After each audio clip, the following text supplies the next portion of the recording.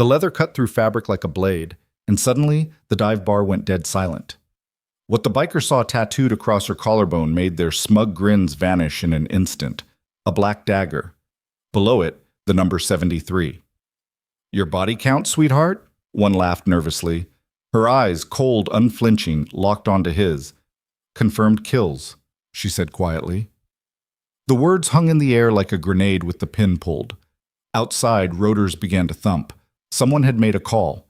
They'd just grabbed the wrong woman, and within minutes, her past would walk through that door in full tactical gear. Before we begin, follow my storytelling journey to the very end and drop a comment with your city name so I can see how far this story has traveled across the world. Hit like if you're ready for what happens next. The neon sign outside Crusher's Roadhouse flickered against the October rain, casting rust-colored shadows across cracked asphalt. Inside, cigarette smoke curled beneath low-hanging lights, while a jukebox played something gritty and forgotten.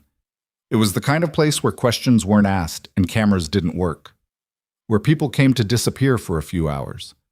Sarah Hollis sat alone in the corner booth, her back to the wall, old habit, nursing a ginger ale she hadn't touched in 20 minutes. The limp that had carried her through the door was pronounced tonight.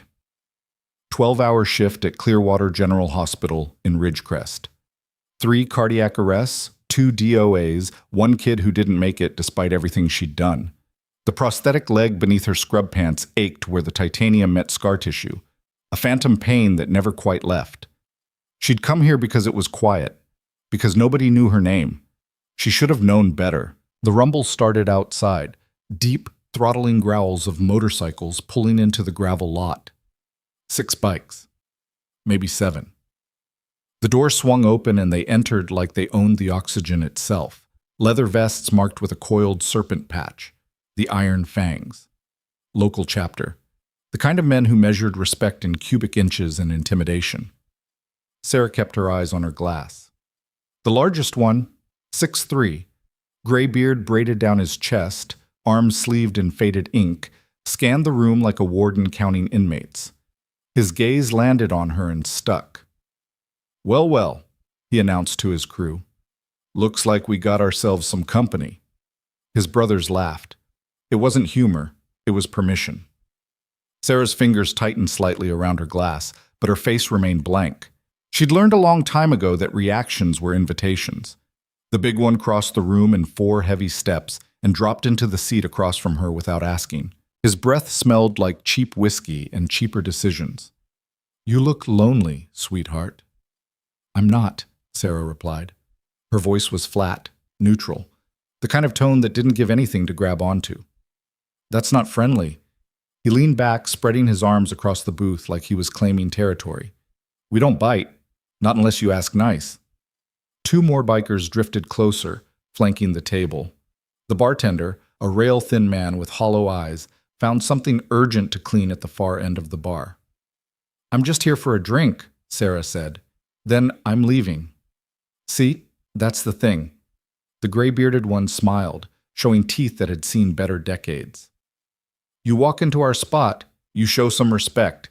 Maybe buy us around, maybe smile a little." He gestured at her scrubs. "What are you, a nurse? You're supposed to be nice, right? Caring?" "I'm off the clock." One of the others, younger, face still spotted with acne scars, snorted. "She's got an attitude, Colt." Colt. The name fit like a threat. "I noticed." Colt's eyes traveled down to where her leg rested beneath the table. "What happened there?" "Rough patient kick you?" Sarah's jaw tightened imperceptibly. "Accident." "Bet it was.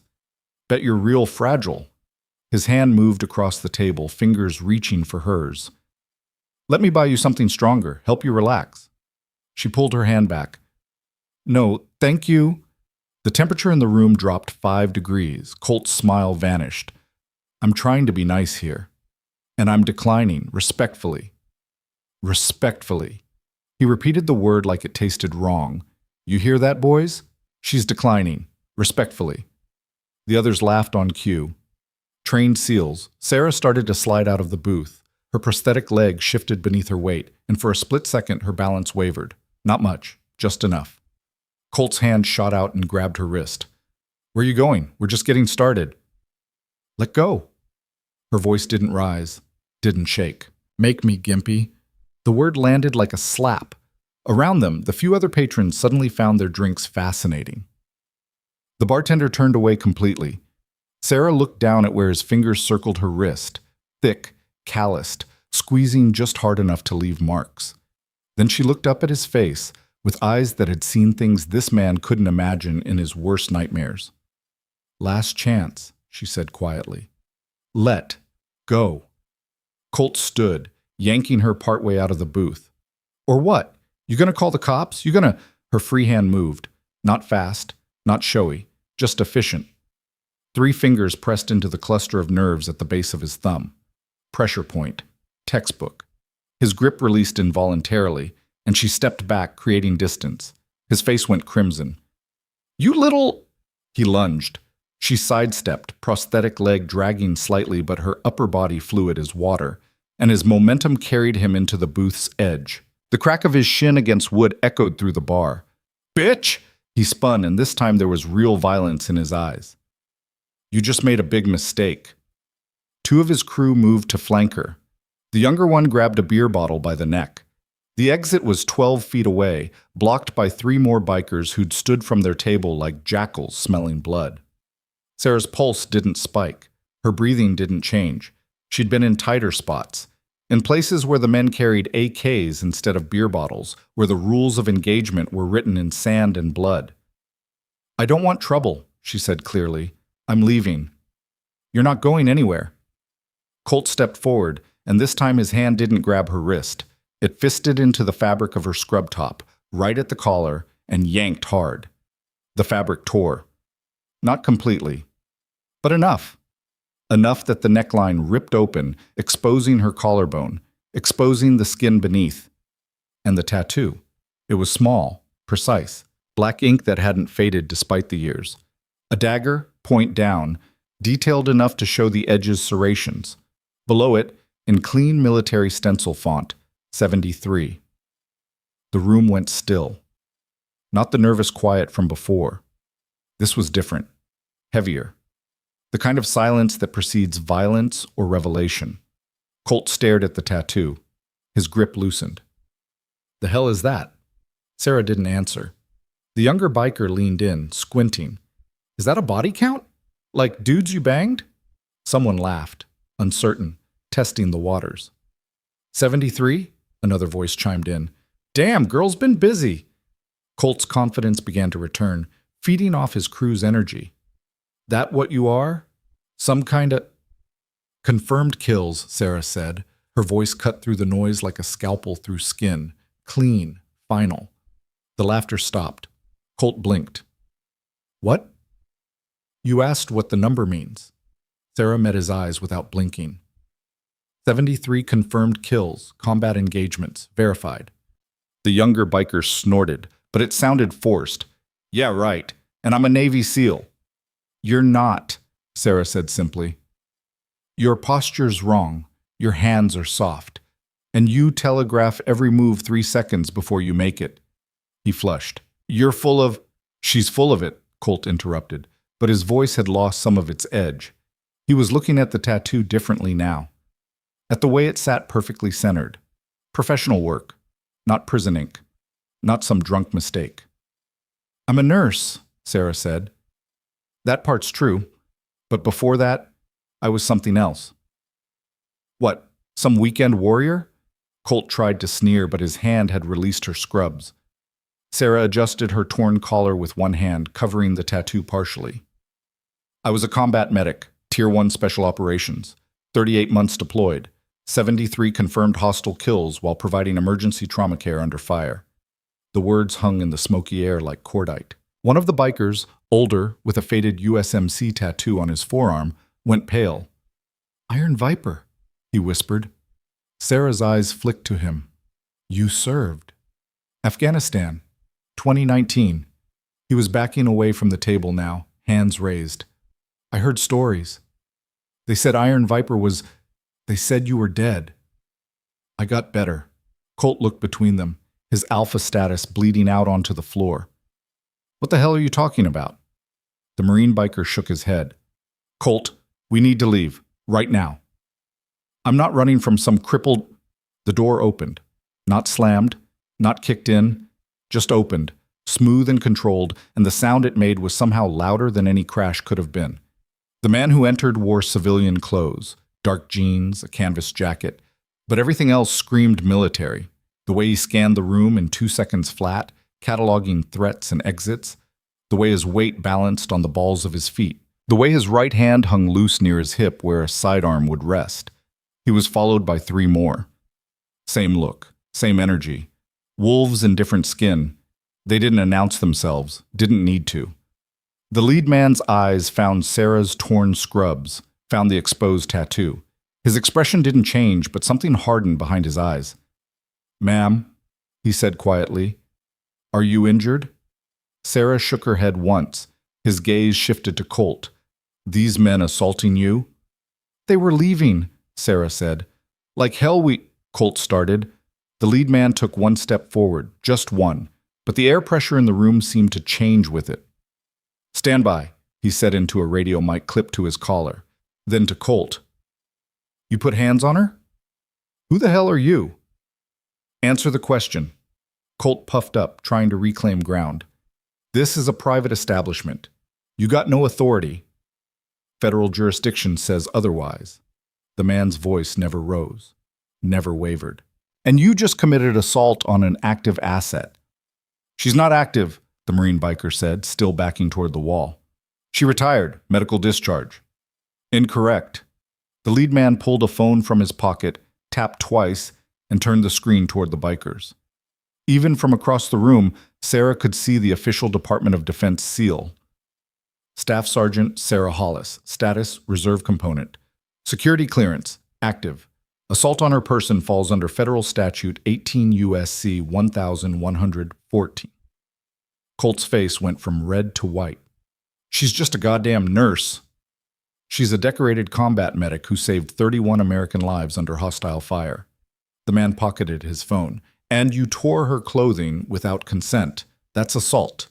On federal property." "We're not on federal..." Outside, the sound rolled in like distant thunder. Low, rhythmic, growing louder. Rotor blades. The bartender's eyes went wide. He grabbed his phone, started dialing, then stopped when one of the tactical team members shook his head slowly. "Sit down," the team member said. Not a suggestion. The bartender sat. Colt looked at Sarah with something between rage and fear.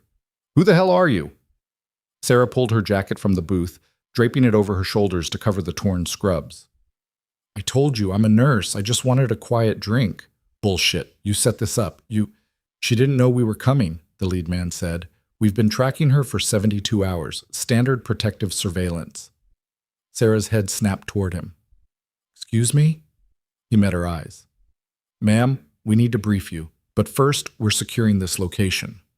The helicopter was close now. The building's windows rattled slightly from the downwash. Through the front window, Sarah could see lights, not police lights, military spotlights, sweeping the parking lot.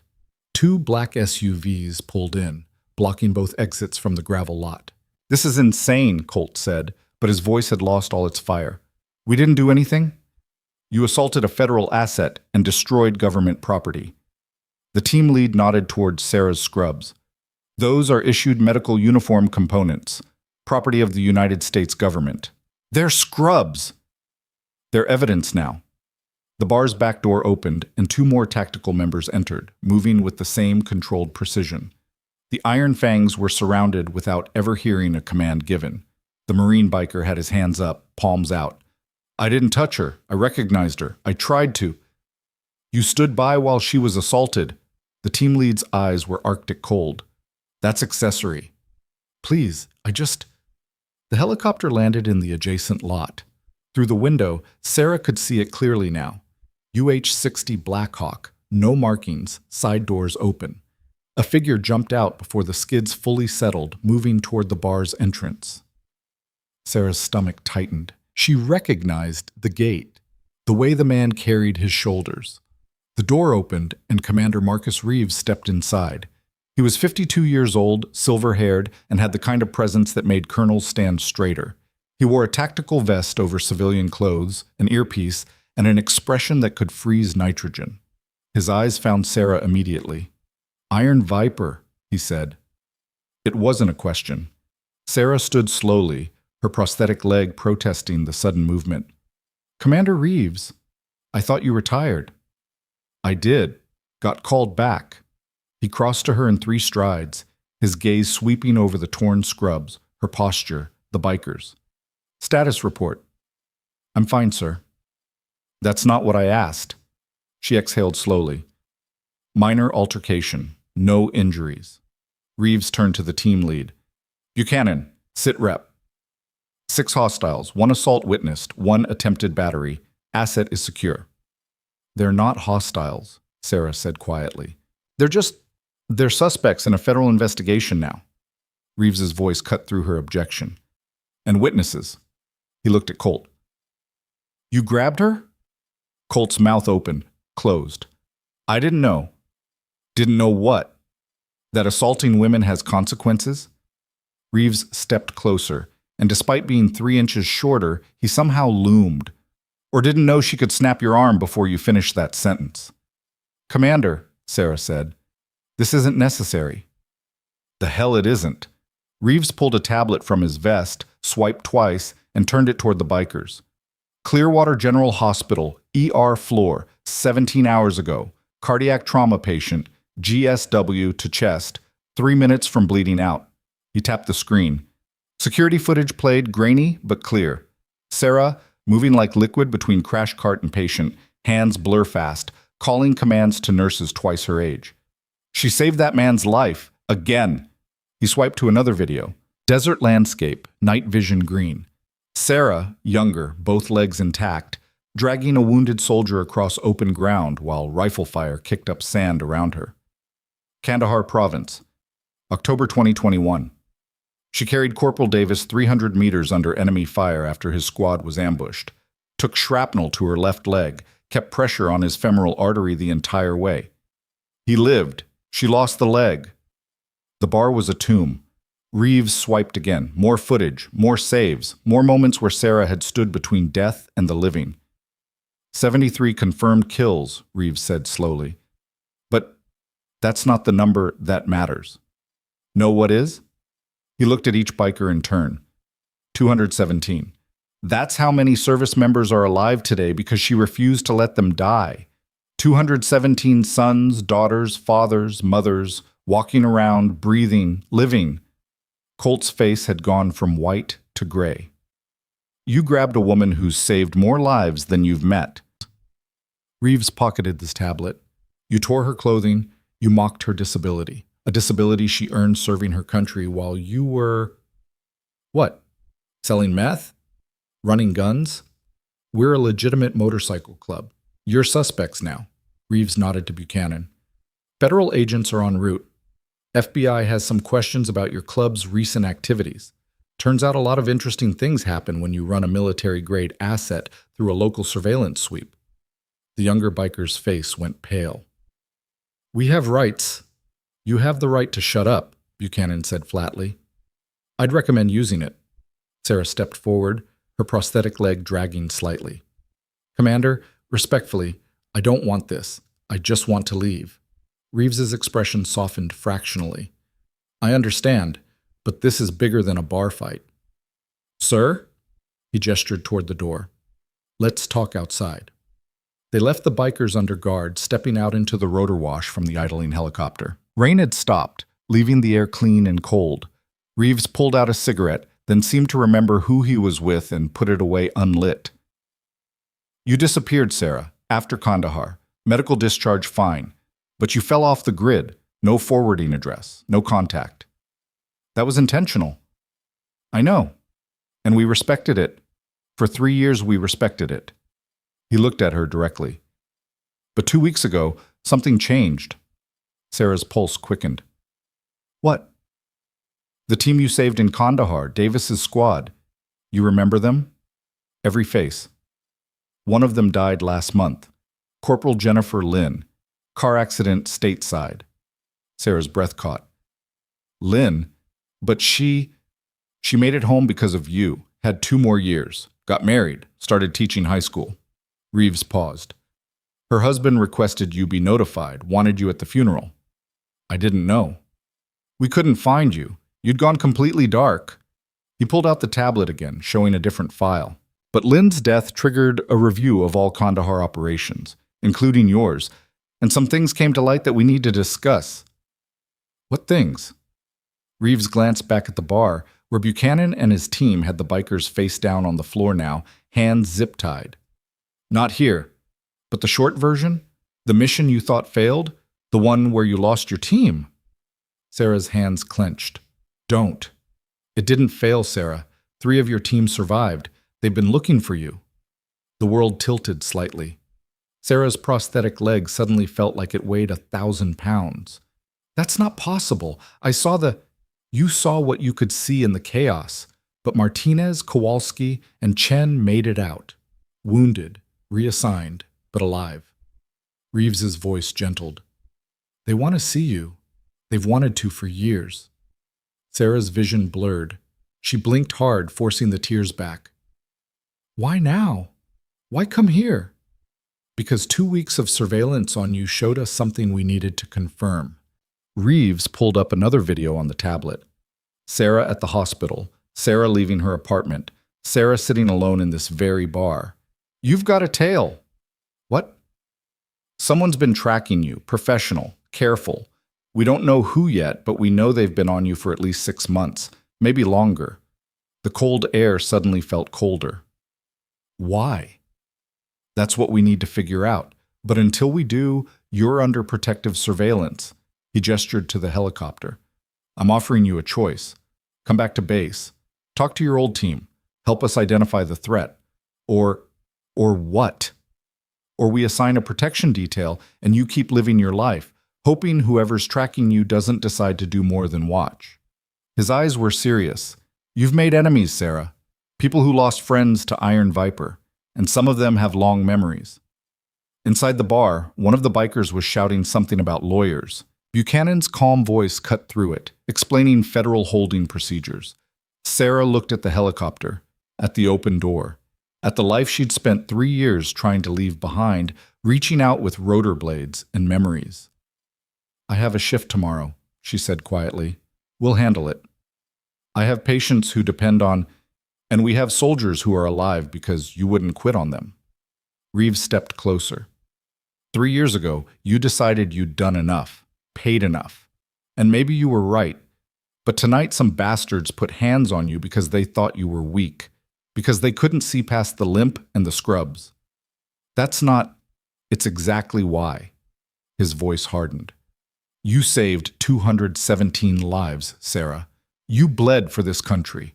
And those men in there treated you like you were nothing, like your service meant nothing, like your sacrifice, he pointed at her prosthetic leg, meant nothing. This isn't revenge. It's justice, it's accountability, and it's protection. Reeves pulled out a folder, handed it to her. Read this. Then decide. Sarah opened it with shaking hands. Inside were photographs.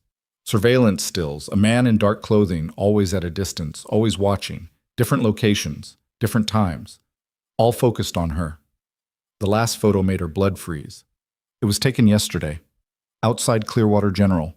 The man was close enough that his face was partially visible, close enough that she could see what he was holding.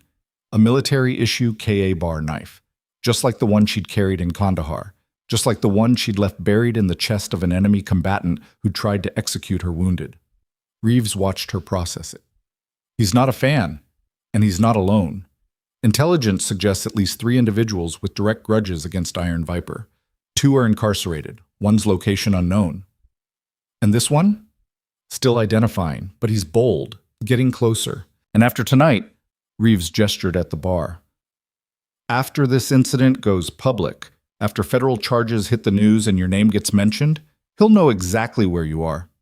Sarah's hand steadied. The fear crystallized into something harder, clearer. She looked at the helicopter again, at Buchanan supervising the bikers being loaded into federal vehicles, at the team moving with practiced efficiency, securing a perimeter she hadn't asked for but desperately needed. If I come back, she said slowly, I'm not re-enlisting. I'm not going operational. Agreed. I work as a civilian consultant, medical instruction only. Done. And I want to see them. Martinez, Kowalski, Chen. I need to know they're on base right now, waiting. Sarah closed the folder, closed her eyes, took a breath that tasted like rain and aviation fuel and choices she couldn't unmake. When she opened her eyes, Commander Reeves was holding out his hand. Welcome back, Iron Viper. She didn't take it, not yet. Instead, she turned and walked back into the bar. The bikers were on their knees now, federal agents reading them rights while Buchanan supervised. Colt's face was pressed against the floor, all his swagger gone, replaced by the raw fear of a man realizing he'd grabbed a tiger by the tail. Sarah stopped in front of him. He looked up, eyes wide. You asked what the number meant, she said quietly, so only he could hear. 73 people tried to kill me or the people I was protecting. 73 people thought I was weak, thought I was an easy target, thought wrong. She leaned down slightly, her prosthetic leg clicking softly. You're number 74. You didn't try to kill me, but you tried to break me, humiliate me, make me feel small. Her voice dropped to barely a whisper. That was your mistake. Not grabbing me, not tearing my clothes. Your mistake was thinking the quiet ones are the weak ones. Colt's mouth trembled. Sarah straightened, turned, and walked out without looking back. Behind her, federal agents continued their work. Evidence bags appeared. Cameras flashed. The machinery of justice ground forward with the inevitability of a glacier. Outside, Commander Reeves stood by the helicopter, tablet tucked under his arm. Sarah approached, her limp pronounced but her spine straight. I have conditions, she said. Name them. I keep my apartment. I keep working at the hospital part-time. And if this stalker comes for me... She met his eyes. I handle it my way. Reeves considered, then nodded once. Understood, but you don't handle it alone. Agreed. He extended his hand again. This time she took it. The handshake was firm. Final. A contract written in scar tissue and sacrifice. Transport leaves in 5, Reeves said. We'll debrief en route. Sarah climbed into the helicopter, settling into the canvas seat as rotors began spinning up. Through the open door, she watched the bar shrink below them, watched the federal vehicles form a convoy, watched the last 3 years of her quiet life become something else entirely. Buchanan climbed in last, pulling the door shut. Over the headset, his voice crackled. Welcome back, Viper. The team's been incomplete without you. Sarah didn't answer. She was too busy watching Ridgecrest fall away beneath them, the city lights blurring into streams of gold and white. Somewhere down there, a man with a knife was watching. Somewhere down there, 3 teammates she'd thought dead were waiting. Somewhere down there, the person she'd tried to bury was clawing back to the surface. And in the bar below, 7 men were beginning to understand what it meant to underestimate someone, what it cost, what it revealed. The helicopter banked east, toward the mountains, toward a military base whose name didn't appear on any map, toward a reunion Sarah wasn't ready for but could no longer avoid. In her pocket, her phone buzzed. A text from an unknown number. Just 2 words. Found you, boomed. Found you. Sarah stared at the screen as the helicopter gained altitude, as the world below became abstract and distant, as the life she'd built dissolved into the rotor wash. She deleted the text without responding. Then she pulled her jacket tighter, covering the tattoo that had started everything, and watched the horizon swallow the stars. The base materialized from darkness like a secret the mountains had been keeping. No signs marked the turnoff from Highway 78. No lights announced the perimeter fence, just a narrow road that wound through pine forest until the trees opened onto a compound that could have been mistaken for a corporate retreat, if not for the guard towers and the way armed sentries moved through shadows with night vision optics. The helicopter touched down on a pad surrounded by blast walls. Before the rotors stopped spinning, Sarah saw them. 3 figures standing at the edge of the tarmac, backlit by floodlights. Even from 50 yards away, even after 3 years, she knew their silhouettes. The way Martinez stood with his weight shifted left to favor his rebuilt hip. The way Kowalski crossed her arms high on her chest, protective. The way Chen's head tilted slightly when he was processing something difficult. Sarah's throat closed. Take your time, Reeves said through the headset. They've waited this long. She unbuckled, her hand shaking badly enough that Buchanan reached over to help. He didn't comment on it, just clicked the release and stepped back. The moment her boots hit concrete, Martinez moved. Not running, his hip wouldn't allow that anymore, but closing the distance with purpose. His face was older, lined with scars that hadn't been there before, but his eyes were the same. Dark, intense, burning with something between relief and rage. He stopped 3 feet away, close enough to touch, far enough to respect the space she might need. You're alive, he said. His voice cracked on the second word. So are you. Sarah's own voice sounded foreign to her ears. They told me. Everyone said the building collapsed. We were buried for 14 hours. Martinez's jaw worked. Kowalski lost 3 fingers. Chen's got a plate in his skull. I've got 22 screws holding my pelvis together, but we made it out. Behind him, Kowalski and Chen approached more slowly. Kowalski's left hand was gloved, hiding whatever reconstruction the surgeons had managed. Chen walked with a slight hitch, and when he got close enough, Sarah could see the scar that ran from his temple to his jaw. We looked for you, Kowalski said quietly. For 2 years, we pushed every contact we had. DOD said you were discharged, medical, classified location. I asked them to bury it, Sarah admitted. I thought you were all dead. I didn't want to be found. We know. Chen's voice was softer than she remembered, like the head injury had stolen some of his volume. Reeves told us. You blamed yourself. I was team lead. I made the call to enter that compound. And you saved our asses when it went sideways, Martinez cut in. You dragged me out first. Came back for Kowalski while the roof was coming down. Went back a 3rd time for Chen, even though command was screaming for you to abort. Sarah's eyes burned. I lost Davis, I lost Stevens, You lost your leg keeping the rest of us breathing. Kowalski stepped forward, closing the gap, and pulled Sarah into a hug that smelled like gun oil and determination. Enough. We're done blaming you for staying alive.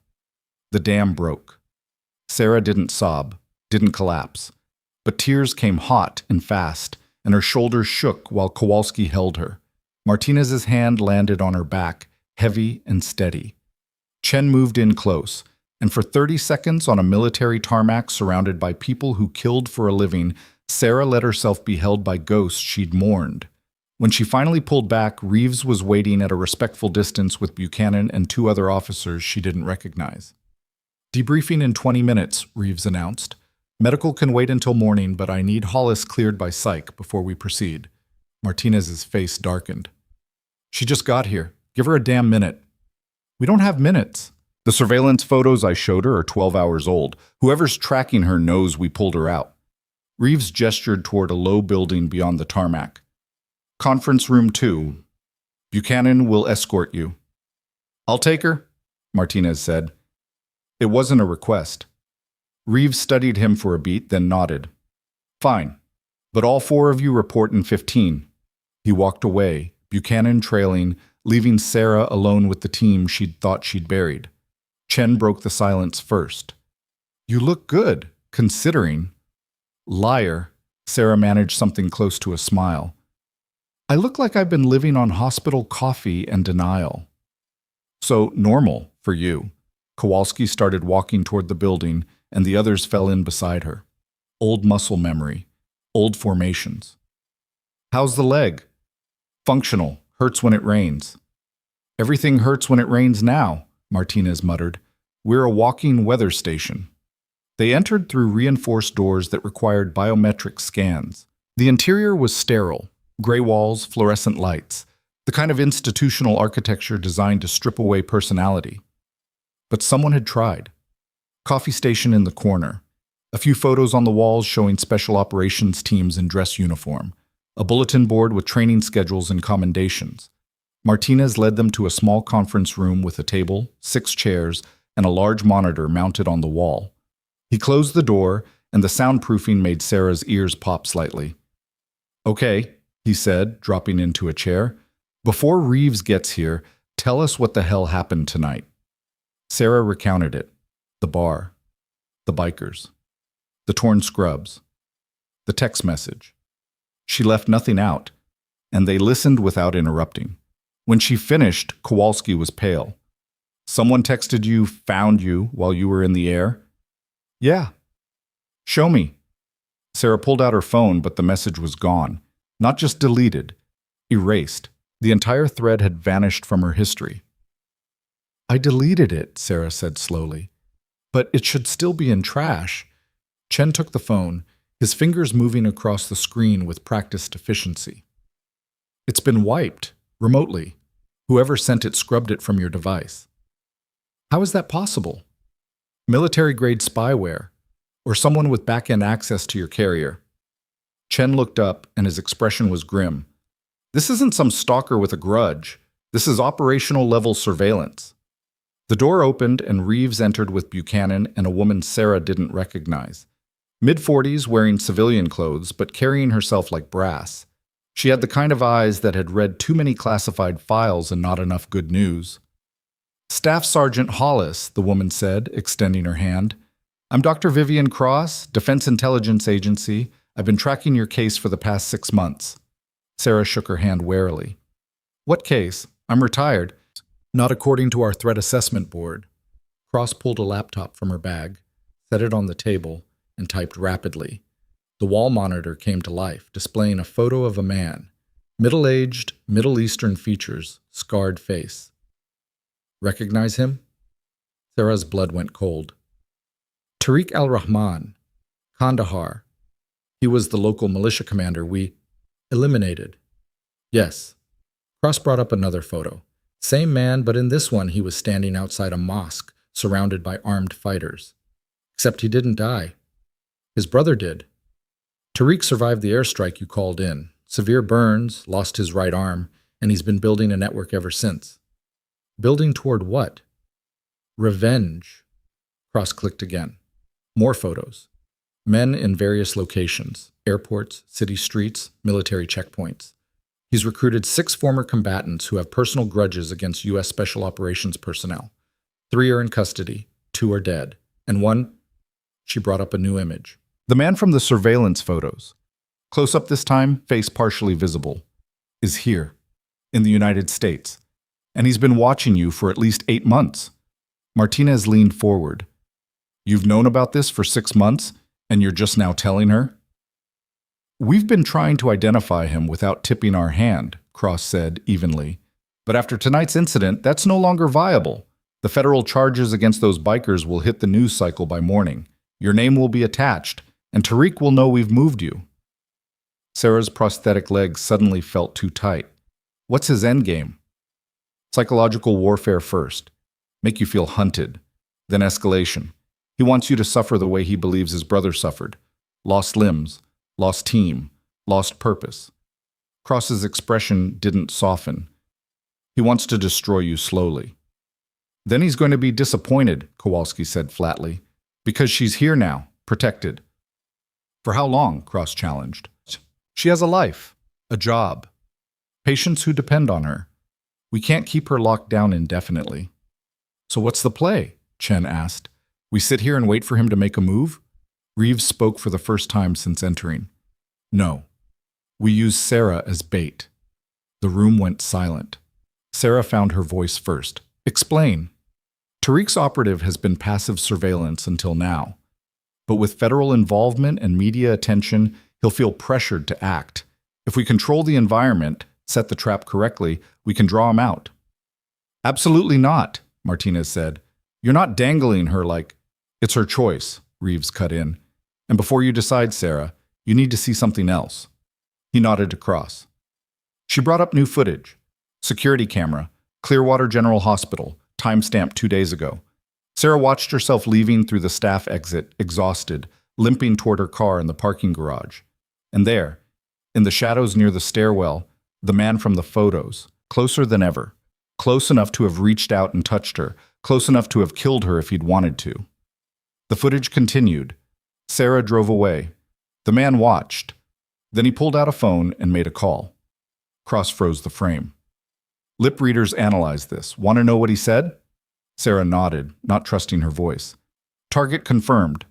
Iron Viper is active, proceeding to Phase 2. Cross closed the laptop. That was 48 hours ago. We don't know what Phase 2 entails, but the language suggests escalation. He could have killed me in that garage, Sarah said quietly. Why didn't he? Because Tariq doesn't want you dead, Cross replied. Not quickly. He wants you broken. He wants everyone you've saved to watch you fall apart. Then he wants you to beg before he finishes it. The words settled like lead in Sarah's stomach. Chen spoke carefully. If we use her as bait, what's the operational framework? Reeves pulled out a folder, spread papers across the table. We announced that Sarah's returning to Clearwater General part-time, controlled environment, hospital security augmented with our personnel. We make her visible but protected. When Tariq's operative moves, we're ready. And if he doesn't take the bait? Kowalski asked. Then we escalate. Press conferences, media attention, make her so public he can't resist. Martinez stood abruptly, his chair scraping across the floor. This is insane. You're painting a target on her back and hoping your security is good enough. Our security is the best in the world, Buchanan said quietly. And she won't be alone. Damn right she won't. Martinez turned to Sarah. If you do this, we're with you. Full time. No arguments. Kowalski nodded. Unanimous. Chen just looked at her, and in his eyes, Sarah saw the same determination that had kept him conscious after the building collapsed, that had made him crawl through rubble with a fractured skull to reach the extraction point. Sarah looked at the photos spread across the table, at the man who'd been shadowing her life like a disease, at the threat assessment reports and tactical plans, and all the machinery designed to turn her existence into an operation. I have conditions, she said. Reeves leaned back. I'm listening. 1. I keep working at the hospital. Real shifts, real patients. I'm not pretending to be a nurse. I am one. Agreed, but with limited hours and our people embedded. 2. My team. Martinez, Kowalski, Chen. They're my primary detail. I trust them. Not your people. They'll work in conjunction with Buchanan's team, but yes. 3. If this goes sideways, if civilians are endangered, we abort immediately. I won't let patients become collateral damage. Reeves met her eyes. Understood. Anything else? Sarah's hand drifted to her collarbone, to where the tattoo sat hidden beneath her jacket. When we catch him, and we will catch him, I want 5 minutes. Alone. Sarah, Martinez started. 5 minutes, she repeated. To explain exactly why hunting me was the worst decision he ever made. Cross and Reeves exchanged glances. Some silent communication passed between them. We'll discuss it when the time comes, Reeves said finally. For now, we have 72 hours to set up the infrastructure. Sarah, you'll stay on base for initial briefings and equipment fitting. Martinez, Kowalski, Chen, you're reassigned to protective detail effective immediately. Buchanan will coordinate external security. Equipment fitting? Sarah asked. Buchanan smiled slightly. You didn't think we'd send you out there without upgrades, did you? The meeting broke up 20 minutes later after Cross walked them through threat matrices and response protocols. When the others filed out, Reeves held Sarah back. You're sure about this? He asked when they were alone. No, Sarah admitted, but he's not going to stop, and I'm tired of running from ghosts. This isn't running. This is standing your ground. Reeves pulled an envelope from his jacket. Before you commit fully, read this. It's from Corporal Lynn's husband. He wrote it before she died. Sarah took it, her hand steady now. What's it say? Read it yourself. But the short version, she spent the last 2 years of her life trying to find you, to thank you, to tell you that every morning she woke up next to her husband, every day she taught kids about history and possibility, every moment she had. She knew it was borrowed time you'd given her. His voice roughened. You saved her life in Kandahar. She wanted you to know it meant something. Sarah's vision blurred again, but she blinked it clear. Okay. Get some rest. Tomorrow we start training. And Sarah? He paused at the door. Those bikers tonight? The ones who thought you were weak? The federal charges are just the beginning. Once the media picks it up, once people hear what you did in service of this country, those men are going to become pariahs. Their club will disown them. Their community will reject them. They grabbed a war hero and mocked her sacrifice. I'm not a hero. You're exactly a hero. You just never wanted the title. He opened the door. Sleep. Tomorrow gets hard. Martinez was waiting in the hallway when she emerged.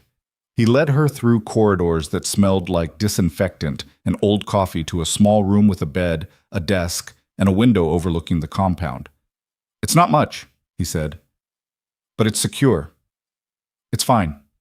Sarah sat on the bed, testing the mattress. Military issue. Firm. You don't have to stay. Yeah, I do. He leaned against the doorframe. For 3 years, I thought you were dead. Then I found out you were alive and hiding. Then I found out why. His voice dropped. I get it, Sarah. The guilt. The survivor's shit. I've been drowning in it too. Martinez. Let me finish. He looked at his hands. After we got pulled out, after the surgeries and rehab, they wanted to give me a medal. I told them to shove it. How could I accept an award when my team lead lost her leg saving my ass? When Stevens and Davis didn't make it home? That's not your fault. And Kandahar's not yours. He met her eyes. We're going to catch this bastard. We're going to end this threat. And then we're going to figure out how to live with what we carry. Together. Because I'm done losing people I care about. Sarah's throat tightened. I don't know if I can do this. You already are. He pushed off the doorframe. Get some sleep. 0600 comes early. After he left, Sarah opened the envelope Reeves had given her. The letter inside was handwritten, 3 pages, dated 2 months before Lynn's death. Dear Sergeant Hollis, you don't know me, but I'm married to someone you saved. Jennifer Lynn. She talks about you sometimes, usually late at night when she can't sleep, when the memories get too loud. She tells me about Kandahar, about the ambush, about how she was bleeding out in a ditch while gunfire turned the air into a blender. She tells me about you, how you appeared like something out of a fever dream, limping, bleeding from your own wounds, but moving like death itself couldn't stop you.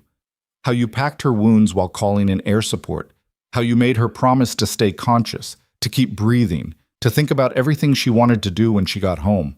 She tells me you lost your leg that night, that you went back into the kill zone 3 times, that you saved her life and 21 others while your own blood was soaking into Afghan sand. I need you to know something.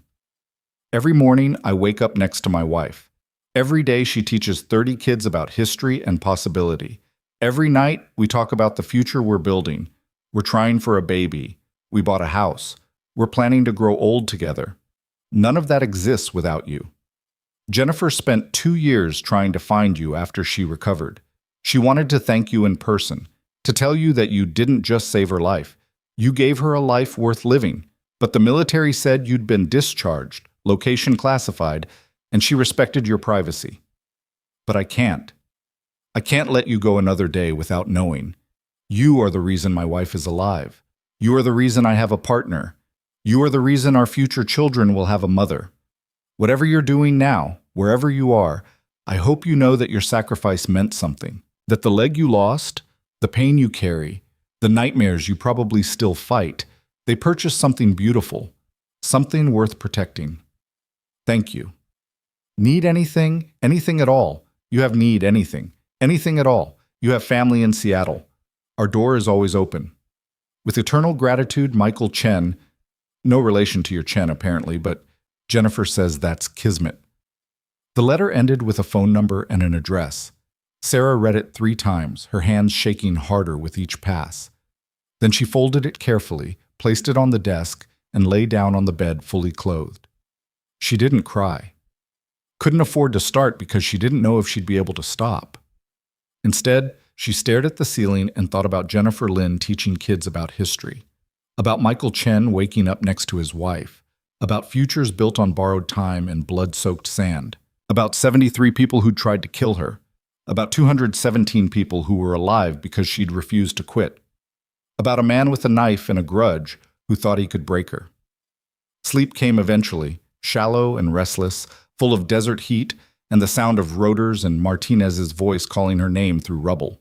She woke at 5:30 to her phone buzzing. Unknown number. New message. Against every instinct, she opened it. A photo. Clearwater General Hospital, taken from across the street. Time-stamped 30 minutes ago. Someone was there right now. And beneath the photo, 3 words that made her blood freeze. Sarah's finger hovered over the screenshot for exactly 2 seconds before military training overrode civilian panic. She didn't call out, didn't run to the door. Instead, she opened her phone's settings, activated airplane mode, and pulled the battery, a modification Chen had installed years ago that most smartphones no longer allowed. Then she moved. The hallway was empty at 0535. Most personnel still in their racks or already deployed to morning PT. Sarah's prosthetic clicked softly against linoleum as she navigated toward the operations center, her mind running tactical assessments. 30 minutes ago meant the photo was taken at 0505. Clearwater General's night shift changed at 0600. If someone was positioning for an attack, they'd time it for maximum chaos during the transition. She found Reeves in the operations center, coffee in hand, reviewing overnight intelligence reports on a bank of monitors. He looked up when she entered, took one look at her face, and set the cup down. Talk. She handed him her phone, battery separate. New message. 30 minutes ago. Someone's at the hospital right now. Reeves examined the photo, his expression hardening with each passing second. He turned to a communications specialist at a nearby console. Get me Buchanan, now, and activate Protocol Sierra. Full surveillance sweep of Clearwater General, radius 5 blocks. The specialist's fingers flew across keyboards. Within seconds, Buchanan's face appeared on the main monitor, clearly awake despite the hour. His background showed a tactical operations vehicle, banks of equipment glowing behind him. We've got movement, Buchanan said before Reeves could speak. Picked up the transmission intercept 4 minutes ago. Someone sent a photo to a device registered to Hollis. We're running triangulation now. How did they get through our security? Reeves demanded. They didn't. Message originated from a burner phone using a public Wi-Fi network at a coffee shop 3 blocks from the hospital. Phone's already offline, but Buchanan looked at something off-screen. We've got thermal imaging showing a single individual on the hospital's east roof access. Been there for approximately 40 minutes. Sarah stepped closer to the monitor. East roof overlooks the ER ambulance bay and staff parking. Clear line of sight to the main entrance. Confirmed. Buchanan brought up live thermal feed, a human-shaped heat signature, prone position, stationary. Armed, long rifle configuration based on the thermal length, suppressor visible. The room's temperature seemed to drop 20 degrees. He's setting up for a shot, Sarah said quietly. But at who? I'm not there. He doesn't know that yet, Reeves replied. He thinks you're still at your apartment. Your shift starts at 0700 per your normal schedule. He turned to the specialist. Get Martinez, Kowalski, and Chen in here, full tactical load, and wake up Cross. She needs to authorize what happens next. The next 15 minutes moved with the controlled chaos of a military operation spinning up. Martinez arrived first, hair still wet from a shower, sidearm already holstered.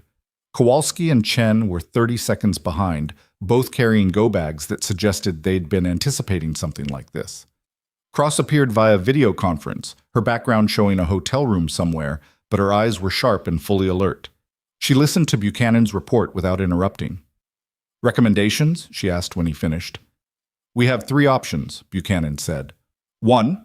Local PD SWAT moves in, secures the shooter, clean, by the book, but tips our hand and likely results in a low-level operative while Tariq stays hidden.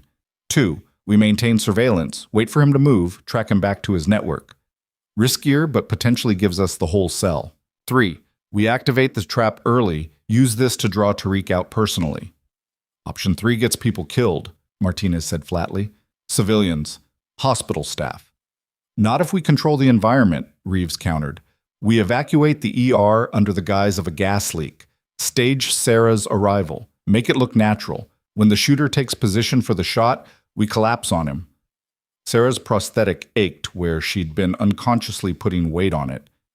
He won't take the shot himself. He's surveillance, a spotter. Tariq wants to watch, not pull the trigger. Cross leaned forward on screen. Explain. The text said counting down, not I'm coming for you or you're dead. Counting down implies a timeline, a performance. Sarah's mind raced through psychological profiles she'd built during endless nights of enemy behavior analysis. Tariq's brother was killed by an airstrike I coordinated. Public, spectacular, everyone watching. Tariq survived by hiding like a coward in a bunker while his brother burned above ground. He's lived with that shame for years. So he wants the same for you, Chen said slowly. Public execution. Everyone watching. But he can't risk it himself, Kowalski added. He sends proxies, tests defenses, counts down to the main event. Cross nodded. Which means this is reconnaissance, final positioning before the real attack. She looked directly at Sarah through the screen. How certain are you? 80%. Not good enough for civilian risk. Cross made a decision visible in real time. Buchanan, coordinate with local PD. Anonymous tip about a man with a rifle on the hospital roof. Let them handle the arrest. We maintain surveillance on the individual post-custody, see if it leads anywhere.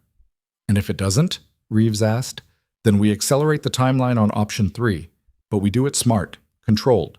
No cowboy operations. Cross's eyes found Sarah. You're off the board until we have better intelligence. Protective custody, full lockdown. No. The word came out harder than Sarah intended. If I disappear completely, Tariq goes to ground. We lose our chance. If you stay visible, you die. Not if we're smarter than him. Sarah stepped closer to the monitors, showing the thermal image of the shooter. He thinks he's hunting me. We let him think that. But we feed him false information. Make him commit to a timeline that benefits us. Martinez's hand found her shoulder. Sarah, you're talking about painting yourself as a target. I've been a target since Kandahar. At least now I've got backup. The debate raged for another 20 minutes, arguments flying between Cross, Reeves, and Buchanan about acceptable risk and operational parameters. In the end, a compromise emerged. Sarah would return to Clearwater General for a single shift, heavily guarded, in 72 hours. Long enough for the hospital administration to implement new security measures under the cover of recent threats. Long enough for Buchanan's team to wire the building with surveillance that would make the NSA jealous. Long enough, hopefully, to force Tariq's hand. The man on the roof was arrested at 0647 by Ridgecrest PD SWAT. He gave a false name, claimed to be a wildlife photographer studying urban bird migrations, and had a lawyer on scene within 90 minutes. The rifle was legally owned, properly registered, and had no ammunition in the chamber. Binoculars and camera equipment supported his cover story. By noon, he was released on his own recognizance. Professional, Buchanan reported during the afternoon briefing. Prior military, probably foreign service based on his weapon handling. Fingerprints came back to a Syrian national named Hassan Youssef, but that's an alias. Real identity still unknown. He left the city immediately after release. Traffic cams lost him near the state border. Sarah sat in the briefing room surrounded by her old team and new handlers, watching surveillance footage of Hassan moving through the police station with the casual confidence of someone who knew exactly how much trouble he wasn't in. He'll report back to Tariq, Cross said via conference screen. Tell him the site is compromised, but the target is still accessible. That buys us time, but also accelerates their timeline. How long? Kowalski asked. Days, maybe a week if we're lucky. Cross pulled up new intelligence reports. Signals Intercept caught chatter on known extremist channels 3 hours ago. Translated from Arabic. The iron viper sheds its skin, but the fangs remain. That's about you, Sarah. They're discussing you in present tense, active threat assessments. Chen leaned back, his scarred face thoughtful. They're recruiting, building a network for something bigger than a single hit. Agreed. Cross highlighted several names on the screen. We've identified at least 4 individuals with connections to Tariq who've entered the country in the past 6 months. 2 on watch lists, 2 clean, all with combat experience, all with grudges against U.S. military operations. The scope of it settled on Sarah like concrete. This wasn't one vengeful man with a knife. This was organized, funded, patient. They're building toward an event, Reeves said quietly. Something public. Something that sends a message. Sarah's hands clenched beneath the table. Then we give them one.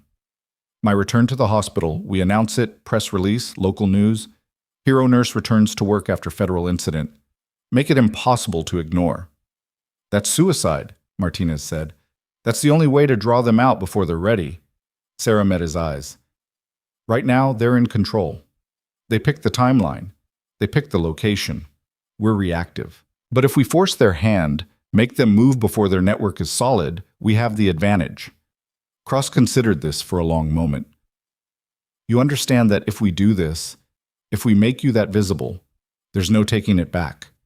Every jihadist with a grudge and a plane ticket will know where to find you. Good. Let them come. Let them all come. Sarah's voice didn't waver. Because I'm done hiding from men who think my life is theirs to take. The silence that followed was broken by Buchanan's slow nod. If we're doing this, we do it right.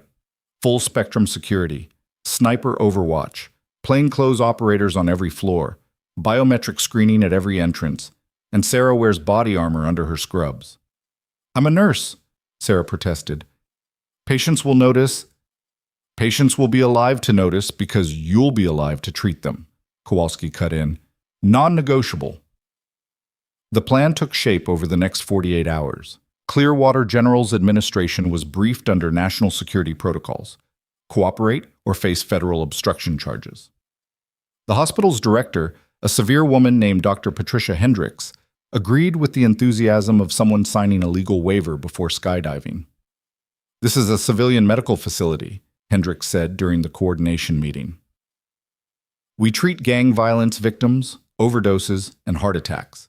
We are not equipped for military operations. Which is why we're equipping you, Buchanan replied, gesturing to architectural plans spread across her conference table. New security checkpoints, metal detectors at staff entrances, panic buttons in every ER bay, and federal agents posing as patients, visitors, and staff. Hendricks rubbed her temples. The press is already circling because of the biker incident. If word gets out that we're turning the ER into a fortress, tell them it's new safety protocols following recent workplace violence trends, Cross suggested via phone. Not uncommon. Several hospitals nationwide implemented similar measures this year. And when someone gets shot in my ER, they won't. Sarah spoke for the first time since the meeting began. Because I'll abort at the first sign of civilian risk. That's my condition for doing this. Hendricks studied her. You're the nurse from the bar, the one with the tattoo. Yes, ma'am. My night shift supervisor says you're the best combat trauma nurse she's ever worked with. Says you don't panic, don't hesitate. Saved 3 lives last month that should have been DOA. Hendricks' expression softened fractionally. I don't like this operation. I don't like risking my staff or my patients. But if someone's threatening you, threatening my hospital, then I suppose we don't have much choice. I'm sorry for bringing this to your door. Don't be. Just make sure these military boys don't shoot any of my nurses by accident. The media announcement went live 72 hours after the rooftop incident. Local news picked it up first. Human interest angle about a decorated combat medic returning to work after harassment by local bikers. The story had everything: military service, disability discrimination, federal justice. By evening, it had gone regional. By midnight, national. Sarah watched the coverage from the base, her stomach churning as her service record was dissected by talking heads who'd never held a rifle. They showed photos from Kandahar, official ones, cleared for release, of her receiving a commendation. They interviewed Dr. Hendricks, who gave a carefully scripted statement about Clearwater General's commitment to supporting veterans. And they showed the biker incident. Someone had leaked cell phone footage from inside Crusher's Roadhouse. The quality was poor, the angle wrong, but it clearly showed Colt grabbing Sarah, tearing her scrubs, and the moment the tactical team entered. The comment section was predictably divided. Half called her a hero, half questioned the use of federal resources for one nurse's bar fight. But buried in the noise, intelligence analysts found what they were looking for: coded messages on extremist forums, references to the Viper, timeline discussions, logistics planning. They're moving, Cross reported on the 4th day. Chatter increased 300% after the news coverage. We've identified 2 more individuals who've changed travel plans to route through Ridgecrest. One booked a hotel 4 blocks from the hospital. Sarah's first shift back was scheduled for 1900 hours. Evening rotation, when the ER typically saw peak volume. Drunk drivers, domestic violence, knife fights, and drug overdoses. Chaos that provided cover for both attacks and protection. The day arrived with gray skies and the threat of rain. Sarah dressed in her apartment under Martinez's watchful eye, standard scrubs but with level 3 a body armor beneath, thin enough to hide but strong enough to stop most handgun rounds. Her prosthetic had been fitted with a GPS tracker, so small she couldn't feel it. An emergency beacon was sewn into her waistband. "You don't have to do this," Martinez said for the 10th time. "We can find another way." "Name one." He couldn't. They both knew it. Kowalski drove them to the hospital in an unmarked SUV, Chen riding shotgun with a carbine held low between his knees. The route had been sanitized 3 times, every intersection checked, every overpass cleared, every potential ambush point covered by sniper teams. Clearwater General loomed ahead, its white facade glowing under parking lot lights. New security barriers had been installed at the entrances. Armed guards, actual guards, not operators in disguise, stood visible at every door. "Subtle," Sarah muttered. "Deterrent," Chen corrected. "We want low-level threats to think twice. The serious ones will see through it, but that's fine. We want them to come." They entered through the staff entrance, passing through metal detectors and biometric scanners that hadn't existed a week ago. Other nurses stared as Sarah walked through, recognition and curiosity warring on their faces. News coverage had made her famous in the worst way. The ER was organized chaos, every bay occupied, triage full, the waiting room packed with the city's broken and bleeding. Dr. Hendricks met Sarah at the nurses' station, her expression professionally neutral. Bay 3 needs a trauma assessment. Bay 7's asking for pain management. Bay 12 is withdrawing from something chemical, probably meth. Welcome back. Sarah tied her hair back, pulled on gloves, and stepped into the controlled catastrophe that was emergency medicine. For the next 2 hours, she was just a nurse again, vitals and vein access, trauma protocols and triage decisions, an elderly man with chest pain, a teenager who'd wrapped his motorcycle around a telephone pole, a mother holding a feverish infant, terror in her eyes. Martinez shadowed her posing as hospital security, earpiece hidden beneath hair he'd grown out for the assignment. Kowalski was in the waiting room, dressed like a concerned family member. Chen monitored from the parking garage, rifle case disguised as medical equipment. Buchanan coordinated from a command vehicle 2 blocks away, watching live feeds from 43 cameras now installed throughout the hospital.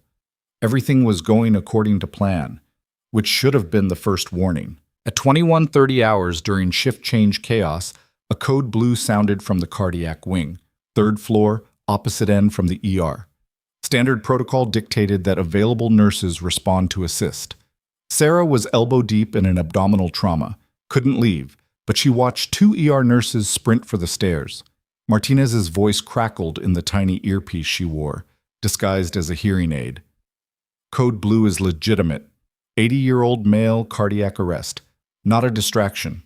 But 10 minutes later, another code sounded. Pediatrics. 4th floor. Then another. Obstetrics. 2nd floor. "That's 3 simultaneous codes," Sarah said quietly, keeping her hands busy with bandaging.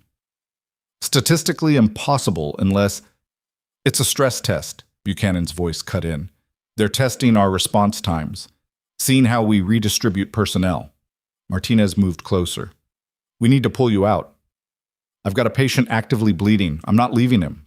The man on her table, motorcycle versus pole, groaned through his sedation. Sarah had stabilized his internal injuries, but he needed surgery, needed transport to OR, needed her to stay focused. The next code came from the ER itself. Bay 18, respiratory arrest. Sarah's head snapped up. Bay 18 was 30 feet away. She could see it from where she stood. Could see the crash cart being wheeled into position. Could see nothing. The bay was empty. "False alarm," a nurse called out. "Monitor malfunction." But Sarah's training screamed otherwise. She'd checked every monitor during her rounds. They were new. State of the art. They didn't malfunction. "It's starting," she said into her mic. The lights went out. Not all of them, just sections. The ER stayed lit, but hallways plunged into darkness. Emergency lighting kicked in after 3 seconds, bathing everything in red. And somewhere in that darkness, someone screamed. Sarah's hand moved automatically, grabbing the trauma shears from her belt. Martinez materialized at her side, weapon drawn but held low. "Stay with me," he ordered. The scream came again, closer, female, terrified. Then gunfire. Not the movie sound of dramatic shootouts. Real gunfire. Sharp cracks that made ears ring and sent everyone with combat experience diving for cover. 3 shots? 4. A pause. 2 more. Sarah's prosthetic leg protested as she dropped behind the nurse's station, pulling her patient's gurney down with her. Martinez was already moving, clearing angles, his weapon tracking smooth and professional. "Shots fired. ER main floor." Buchanan's voice was steel calm in her ear. "All units converge. Sarah status." "Pinned. Patient with me. Martinez is—" The shooting stopped as abruptly as it started. The silence after was worse. Sarah's heart hammered against the body armor. She could hear crying, whimpering, the mechanical beep of monitors still functioning. Martinez's controlled breathing 10 feet away. "Sound off," Buchanan commanded. "Kowalski, clear. Waiting room secure." "Chen, exterior clear, no movement." "Martinez, ER floor. Multiple civilians down." "Repeat, civilians down. We need medical now." Sarah was moving before the words finished. Training overrode fear. She low-crawled from behind the station, pulling her trauma kit, ignoring the way her prosthetic scraped against tile. The ER had transformed into a war zone. 3 people down. A nurse, young, maybe 25, clutching her shoulder where blood seeped between fingers. A security guard flat on his back, chest wound, breathing shallow. An older man in patient clothes, leg wound, screaming. The shooter was gone. Sarah reached the nurse first, her hands already moving through assessment. "Where are you hit?" "Shoulder. I don't understand what Breathe, I've got you." Sarah packed the wound with gauze, applied pressure. The bleeding was arterial but manageable. "Martinez, I need help with the guard." He was there instantly, his weapon holstered, hand steady as he began chest compressions. The guard's eyes were open but unfocused, his lips blue. "Tension pneumothorax," Sarah said, reading the signs. Collapsed lung, pressure building, fatal if not relieved. She grabbed a needle decompression kit from her bag, equipment she'd carried since Kandahar, equipment civilian hospitals didn't typically stock. "Sarah," Martinez started, "I know what I'm doing." She found the landmark by touch, second intercostal space, mid-clavicular line, and inserted the needle catheter in one smooth motion. The hiss of released air was immediate. The guard's color began improving within seconds. "Ambulance to OR, now," she ordered. Other nurses were emerging from cover now, moving to help. Dr. Hendricks appeared from somewhere, her hands bloody, her face pale but determined. "How many shooters?" Hendricks demanded. "Unknown," Martinez replied. "We need full lockdown, nobody in or out." "Already initiated," Hendricks pointed at Sarah. "You saved him. That guard would be dead."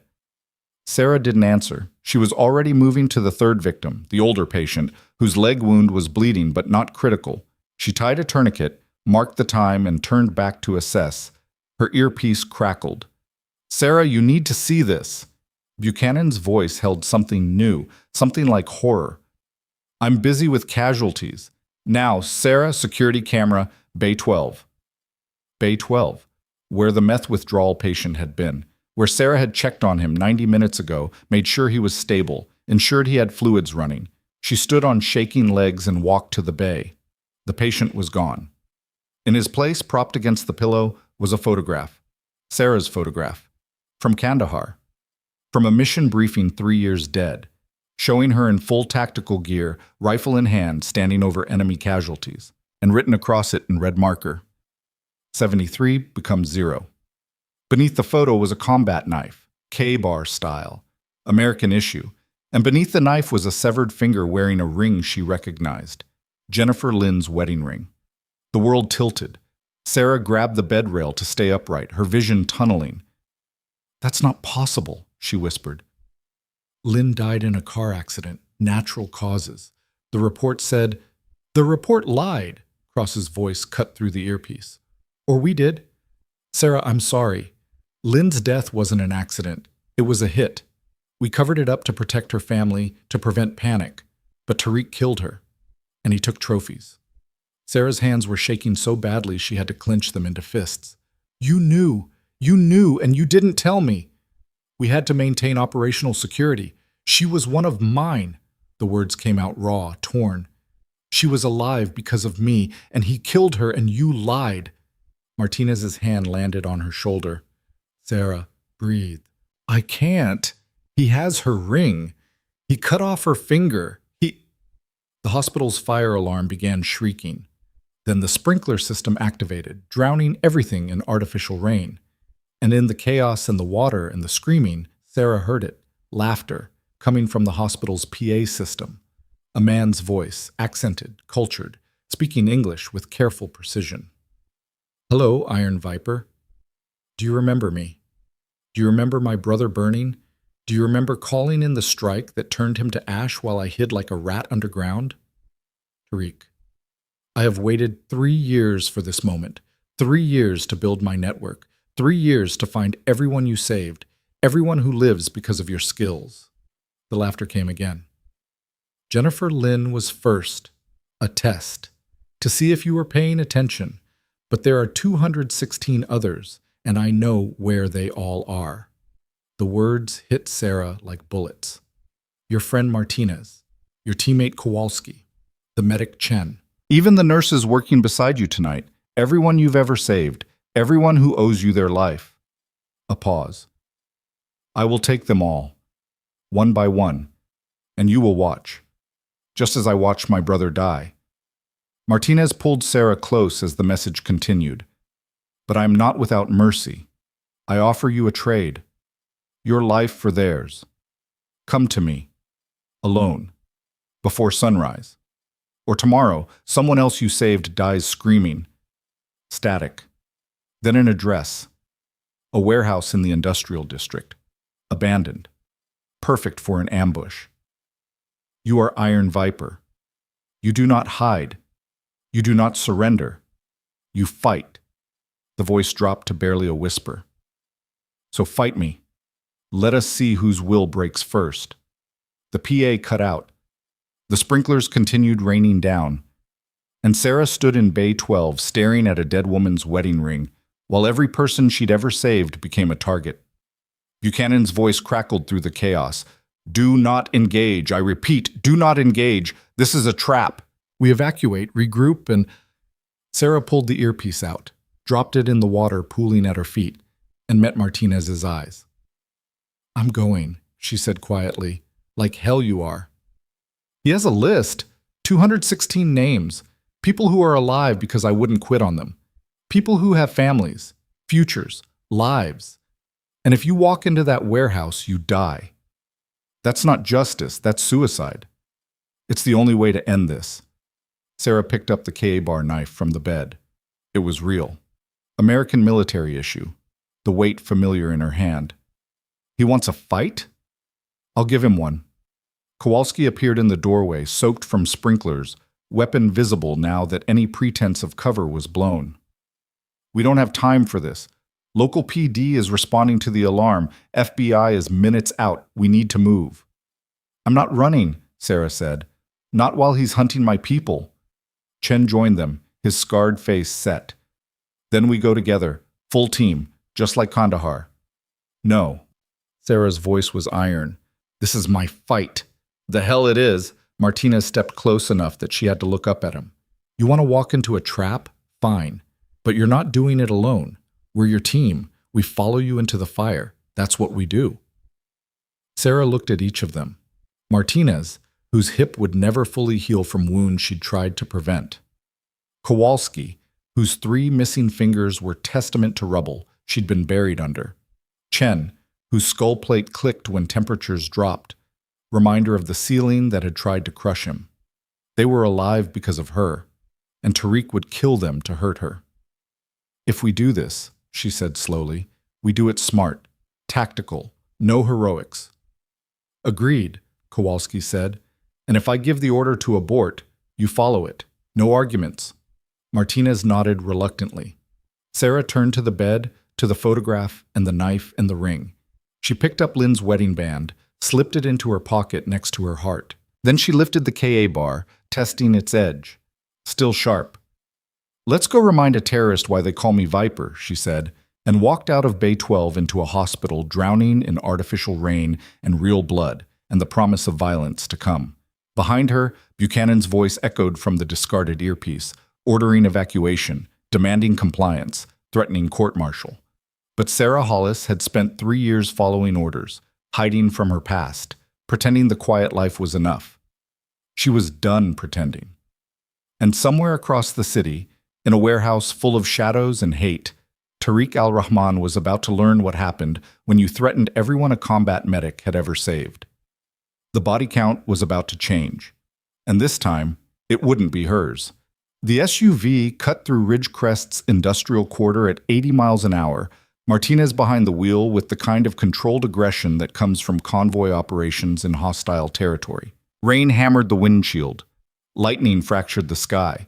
Kowalski was on her phone in the passenger seat, voice clipped and professional as she fed coordinates to whoever was listening on the other end. Chen rode in back beside Sarah, his carbine broken down across his lap, hands moving through the reassembly with muscle memory that didn't require vision. He hadn't spoken since they'd left the hospital. None of them had. Words felt inadequate for what was coming. Sarah's fingers traced the outline of Jennifer Lynn's wedding ring through her pocket. The metal was cold, final. A promise that had died on a roadside somewhere, dressed up as accident but murdered with precision. 2 minutes out, Martinez said.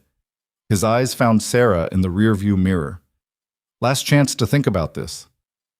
I've been thinking about it for 3 years.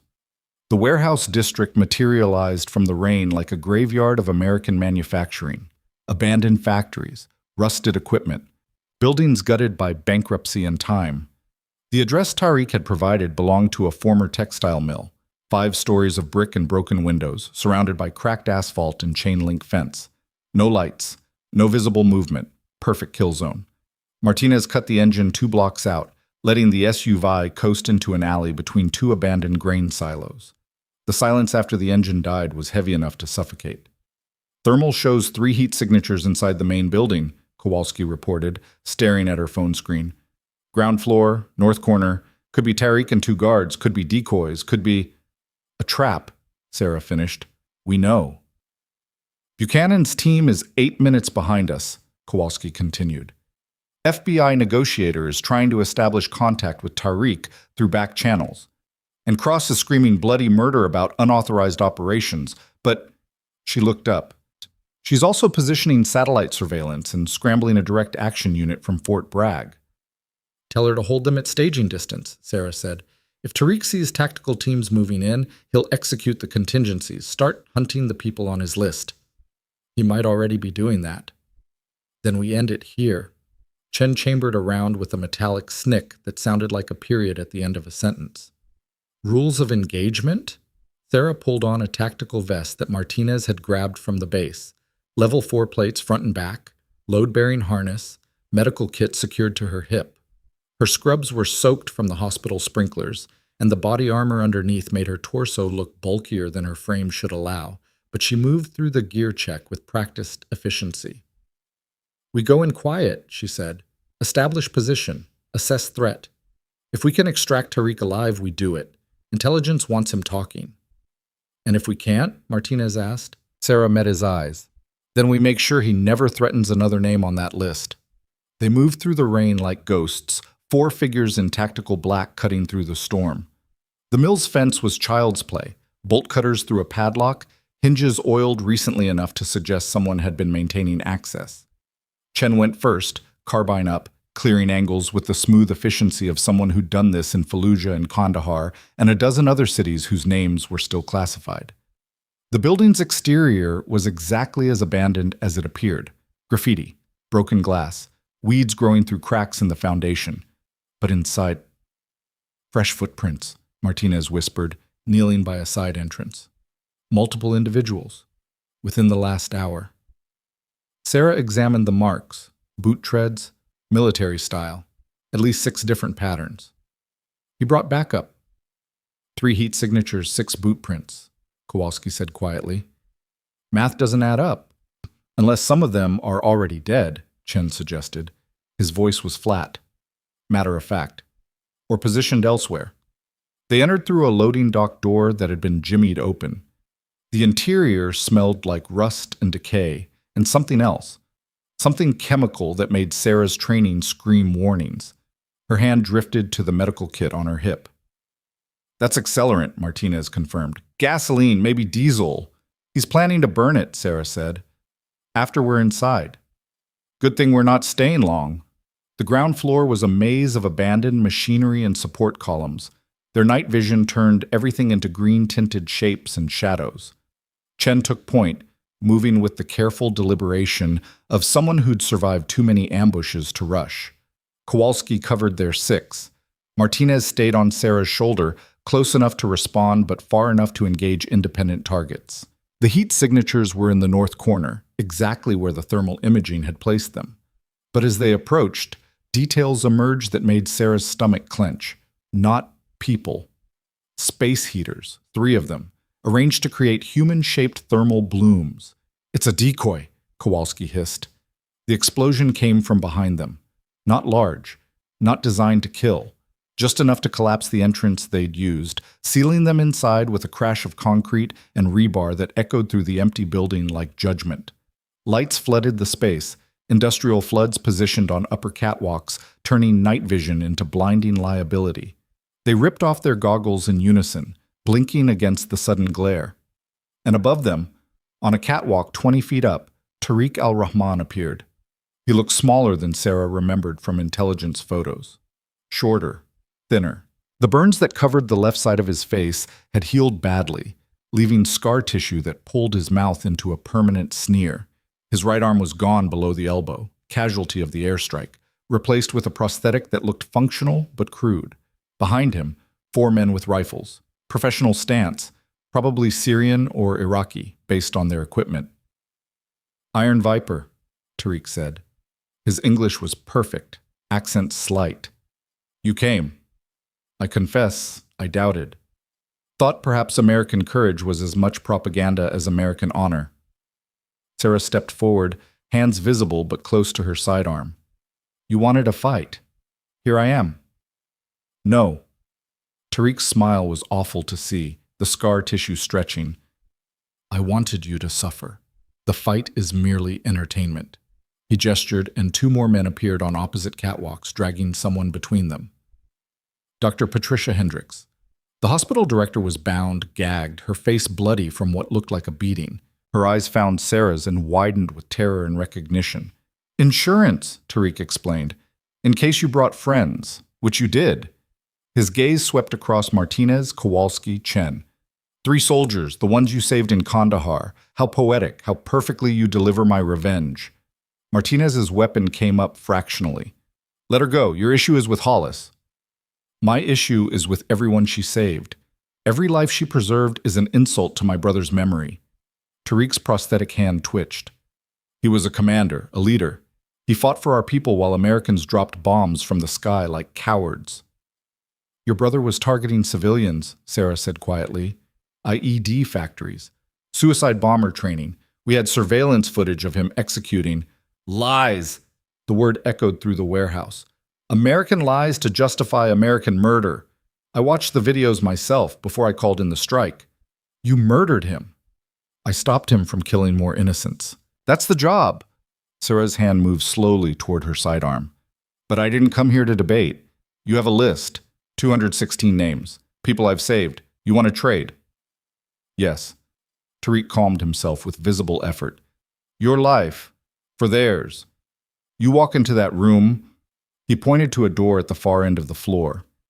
And my men verify you're alone. Then we release Dr. Hendricks. Your team leaves. And you and I settle accounts. How do I know you'll honor that? You don't. But you know what happens if you refuse. I make a phone call. Someone on your list dies within the hour. Then another tomorrow. Then another. His smile returned. Can you live with that, Viper? Can you carry 216 more deaths? Sarah looked at Hendricks, at the fear in the director's eyes. at the blood running from her split lip.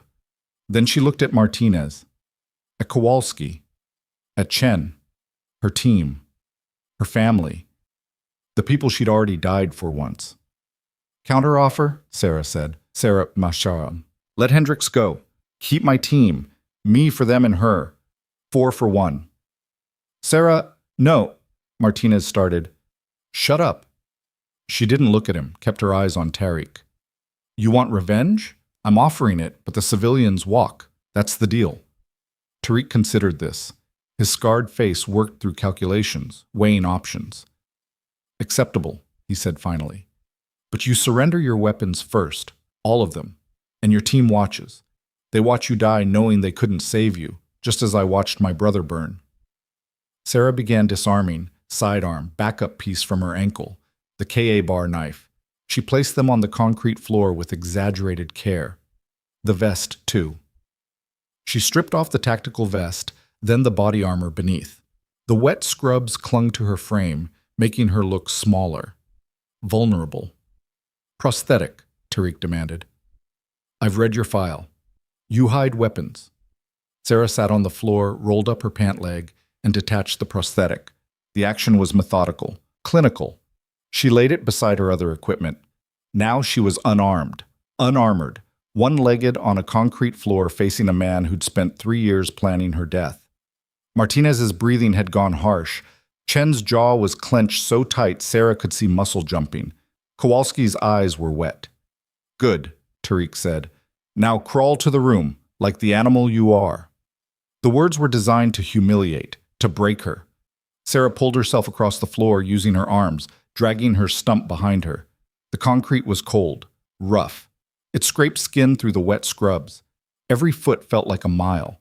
Behind her, she heard Martinez curse under his breath, heard Kowalski's sharp inhale. But Sarah's face remained blank because she'd crawled through worse.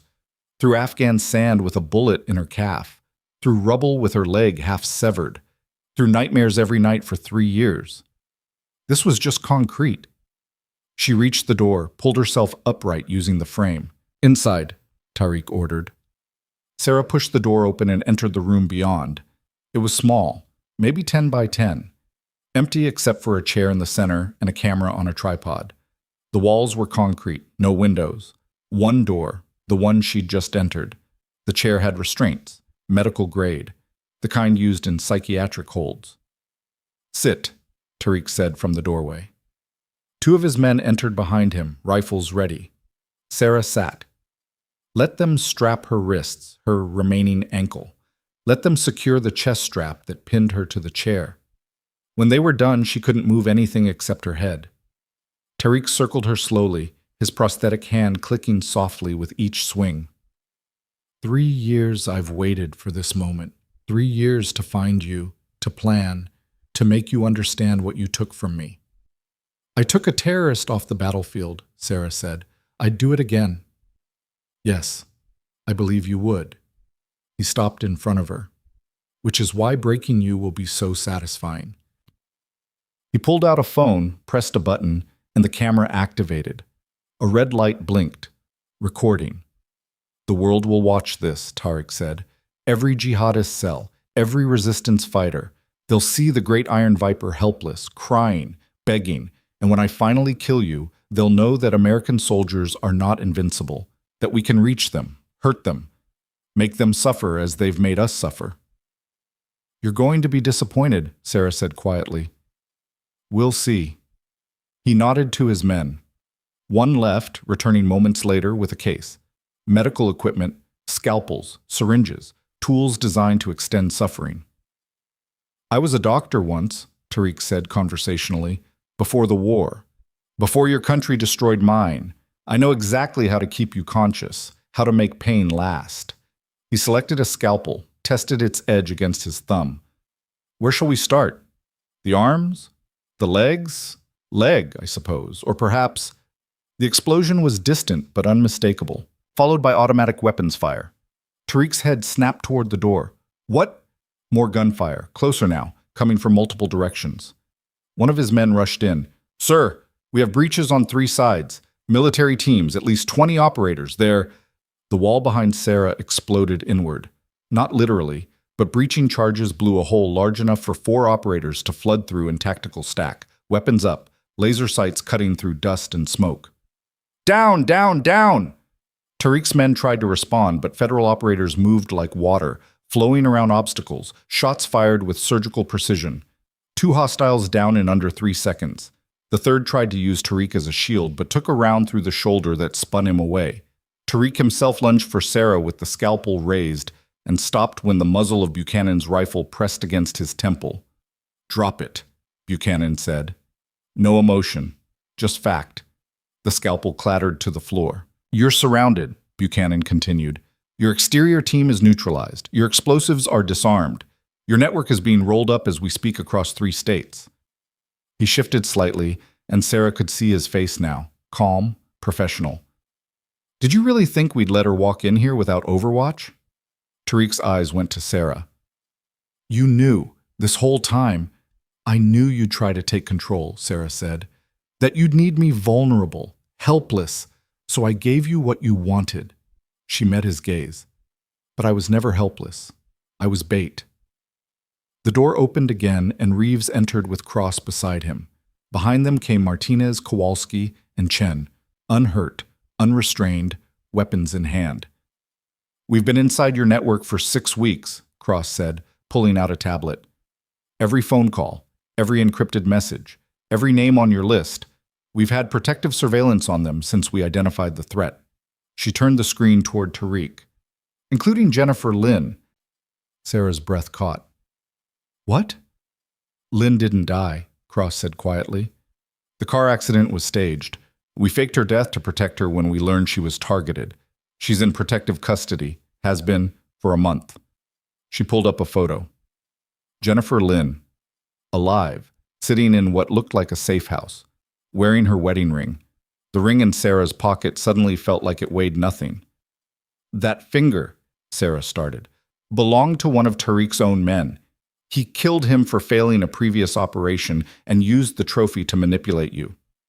Cross's expression softened fractionally.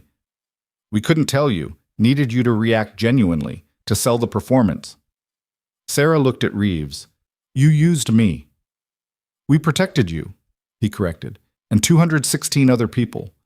By letting Tariq think he was winning, we got him to expose his entire network, assets across 3 countries, cells we've been hunting for years. He gave us everything because he was so focused on revenge." Tariq was shaking now, the reality settling in. "This is impossible. I planned for every—" "You planned for the Viper you thought existed," Martinez said, stepping closer. "The traumatized veteran, the isolated nurse, the woman broken by guilt." He looked at Sarah with something like pride. "But she's not broken. Never was. She just needed a reason to fight again." Operators were flooding the building now, securing the space, cataloging evidence. Sarah watched them work from her restraints, her mind still processing. "Dr. Hendricks?" she asked. "Safe," Buchanan confirmed. "Extracted 5 minutes ago. She's demanding to know if her ER is still standing." "And the people on the list?" "All accounted for. All protected." Cross pulled up more files. Tariq's network tried to move on 3 targets simultaneously as contingency. "We intercepted all 3 attempts. No casualties." Sarah's hands clenched in the restraints. "Someone get me out of this chair." Martinez moved immediately, working the straps with gentle efficiency. When the last one released, Sarah stood, balanced on one leg, and faced Tariq al-Rahman. He looked smaller now, diminished. A man who'd built his entire purpose around revenge, only to discover he'd been outmaneuvered at every turn. "Your brother," Sarah said quietly, "was planning a suicide bombing at a school. We had intelligence showing explosive vests, training videos, targets marked on maps." She stepped closer, balanced against Martinez. "I called in that airstrike to save 200 children who were going to die the next day when his bombers walked into their classrooms." Tariq's scarred face worked. "You lie." "Cross, show him." Cross pulled up classified footage on her tablet, turned it toward Tariq. He watched in silence as videos played. His brother, alive, sobbing, strapping explosives to a teenager, teaching him where to stand for maximum casualties, marking a school on a map. That school was evacuated after we eliminated the threat. Sarah continued. Those children are alive, grown now. Some have children of their own. Her voice didn't waver. Your brother wasn't a soldier. He was a child murderer. And I'd make the same call again without hesitation. Tariq's legs seemed to give out. He sagged in Buchanan's grip, held upright only by the operator's iron hold. You destroyed everything, he whispered. No, Sarah corrected. You destroyed yourself. The moment you decided revenge was worth more than moving forward. She looked at the camera still recording. And now the whole world gets to watch you fail. Buchanan hauled Tariq upright. Federal custody, terrorism charges, material support, attempted murder of federal personnel. You're looking at life without possibility of parole in ADX Florence. 23 hours a day in a concrete box. No windows, no contact. Just you and your failures. As they dragged him away, Tariq's eyes stayed locked on Sarah. This isn't over. Yes, Sarah said simply. It is. The warehouse emptied slowly as evidence teams processed the scene. Sarah sat on the loading dock outside, rain washing over her, Martinez's jacket draped across her shoulders. Chen had retrieved her prosthetic, and she was reattaching it with mechanical precision. Kowalski sat beside her, silent, shoulder touching shoulder. You knew, Kowalski said finally, about the plan. The whole time. Not the whole time. They briefed me in the SUV while you were coordinating logistics. Sarah snapped the prosthetic into place, tested the connection. Buchanan's team was already inside the building when we arrived, watching, waiting for Tariq to commit. You could have told us. Would you have let me go through with it? Kowalski was quiet for a long moment. No. That's why they didn't tell you either. Sarah looked at her. I needed you to react genuinely, to sell it. You risked everything. I already lost everything in Kandahar. This was just getting it back. Martinez approached from the warehouse interior, phone in hand. Media's exploding. Federal press conference in 30 minutes. They want you there. Absolutely not. They're announcing the network takedown. 23 arrests across 4 countries. Prevented terrorist attacks on U.S. soil. Rescued hostages. He paused. They're calling you a hero. I'm a nurse who got used as bait. You're a soldier who took down a terrorist network. Reeves's voice cut through the rain. He'd emerged from the warehouse, crossed beside him. And whether you like it or not, this story's going public. The hospital footage. The biker incident. Tonight's operation. It's already trending on every platform. Sarah's stomach sank. I don't want... What you want and what serves the mission aren't always aligned, Cross said, but her tone was softer than usual. Right now we need faces, stories, proof that we protect our people. You're that proof. The bikers, Sarah said suddenly. The ones from the bar. Federal charges stuck, Reeves confirmed. Assault, obstruction. The one who grabbed you, Colt, got additional charges when investigators found weapons violations at his clubhouse. He's looking at 8 years minimum. And the club? Disbanded, seized assets, most members cooperating to avoid prosecution. Reeves pulled out his phone, showed her a news clip. The Iron Fangs clubhouse, yellow crime scene tape across the doors, headlines screaming about assault on a war hero. They're pariahs now. Colt's been disowned by his own family. Sarah watched the footage without expression. No satisfaction, no vindication, just the cold acknowledgement of consequences. Dr. Hendricks is asking about you, Chen said, appearing from inside. Wants to know when you're coming back to work. I don't... Is the hospital even standing? Sprinkler damage. Some structural concerns from where they blew the entrance. But ER's operational. He smiled slightly. She says your shift starts at 700. Don't be late.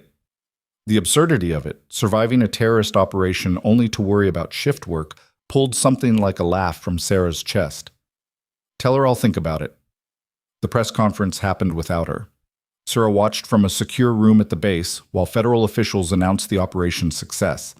They showed footage, carefully edited, of the warehouse assault, named Tariq and his network, listed the prevented attacks, and they mentioned her. Staff Sergeant Sarah Hollis, combat medic. 73 confirmed hostile kills, 217 lives saved, recently targeted by international terrorists and used as operational asset to dismantle the network. The response was immediate and overwhelming. Social media erupted. News channels ran segments. Someone found her old service photos and plastered them across every platform. By morning, Sarah Hollis was famous in a way she'd never wanted. But something else happened too. Messages started arriving. Emails, letters forwarded through military channels, from people on the list. The 217 whose lives she'd saved. A Marine who'd been 19 when she'd pulled him from a burning vehicle. Now 28. Married, 2 kids. Sending photos. A translator who'd taken shrapnel to the spine. Paralyzed but alive. Running a nonprofit for disabled veterans. Asking if she'd speak at their fundraiser. A pilot whose helicopter she'd kept flying with field repairs and prayer after the hydraulics failed. Now teaching aviation, wanting to honor her in his curriculum. And Michael Chen, no relation, Jennifer Lynn's husband, calling to thank her for everything, for Lynn's life, for the future they'd have once protective custody ended. Sarah read every message, watched every video, saw the lives that had grown from moments of desperation and blood. "You okay?" Martinez asked, finding her in the base's small chapel at 0300, unable to sleep. "I spent 3 years thinking I'd failed them," Sarah said quietly. "The team in Kandahar, everyone I couldn't save. And now? Now I'm seeing everyone I did save. And it's..." She struggled for words. "It's too much."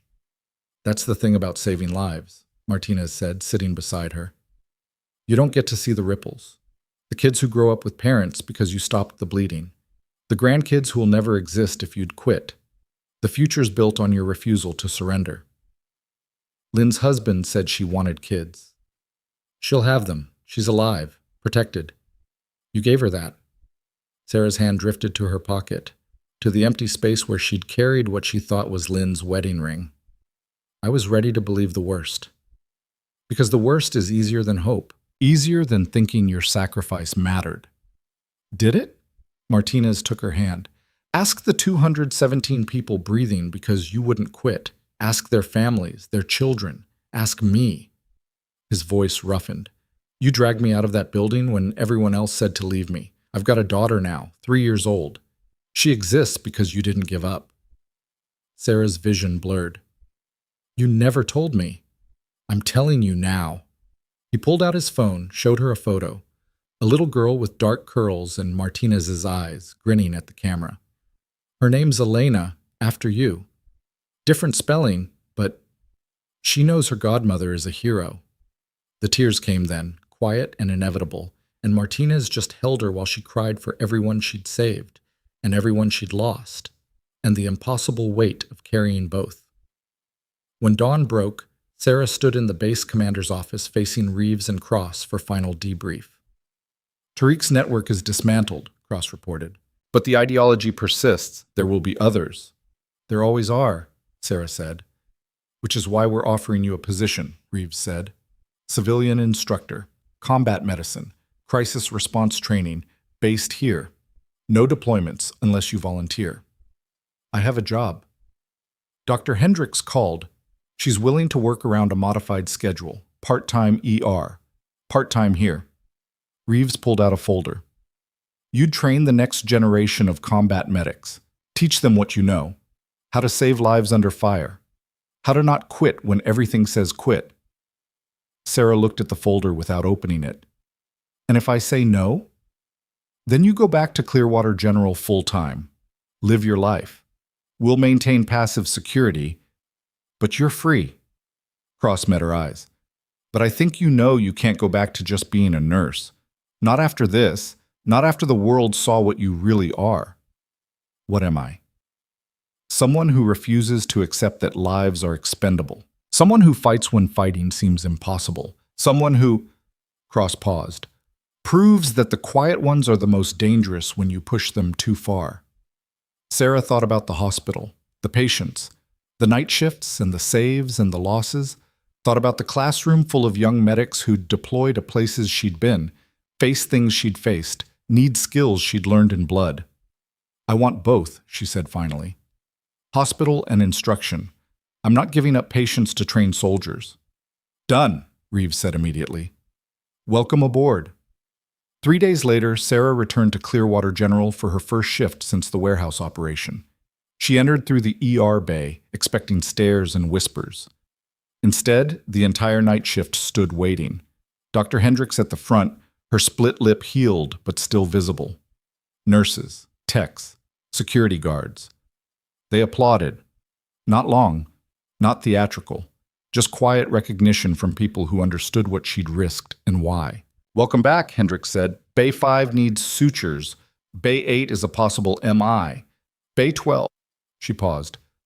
We cleaned out Bay 12. Put in new equipment. Fresh start. Sarah nodded, unable to speak past the tightness in her throat. The shift was brutal and beautiful. A motorcycle accident, a child with croup, an elderly man having a stroke.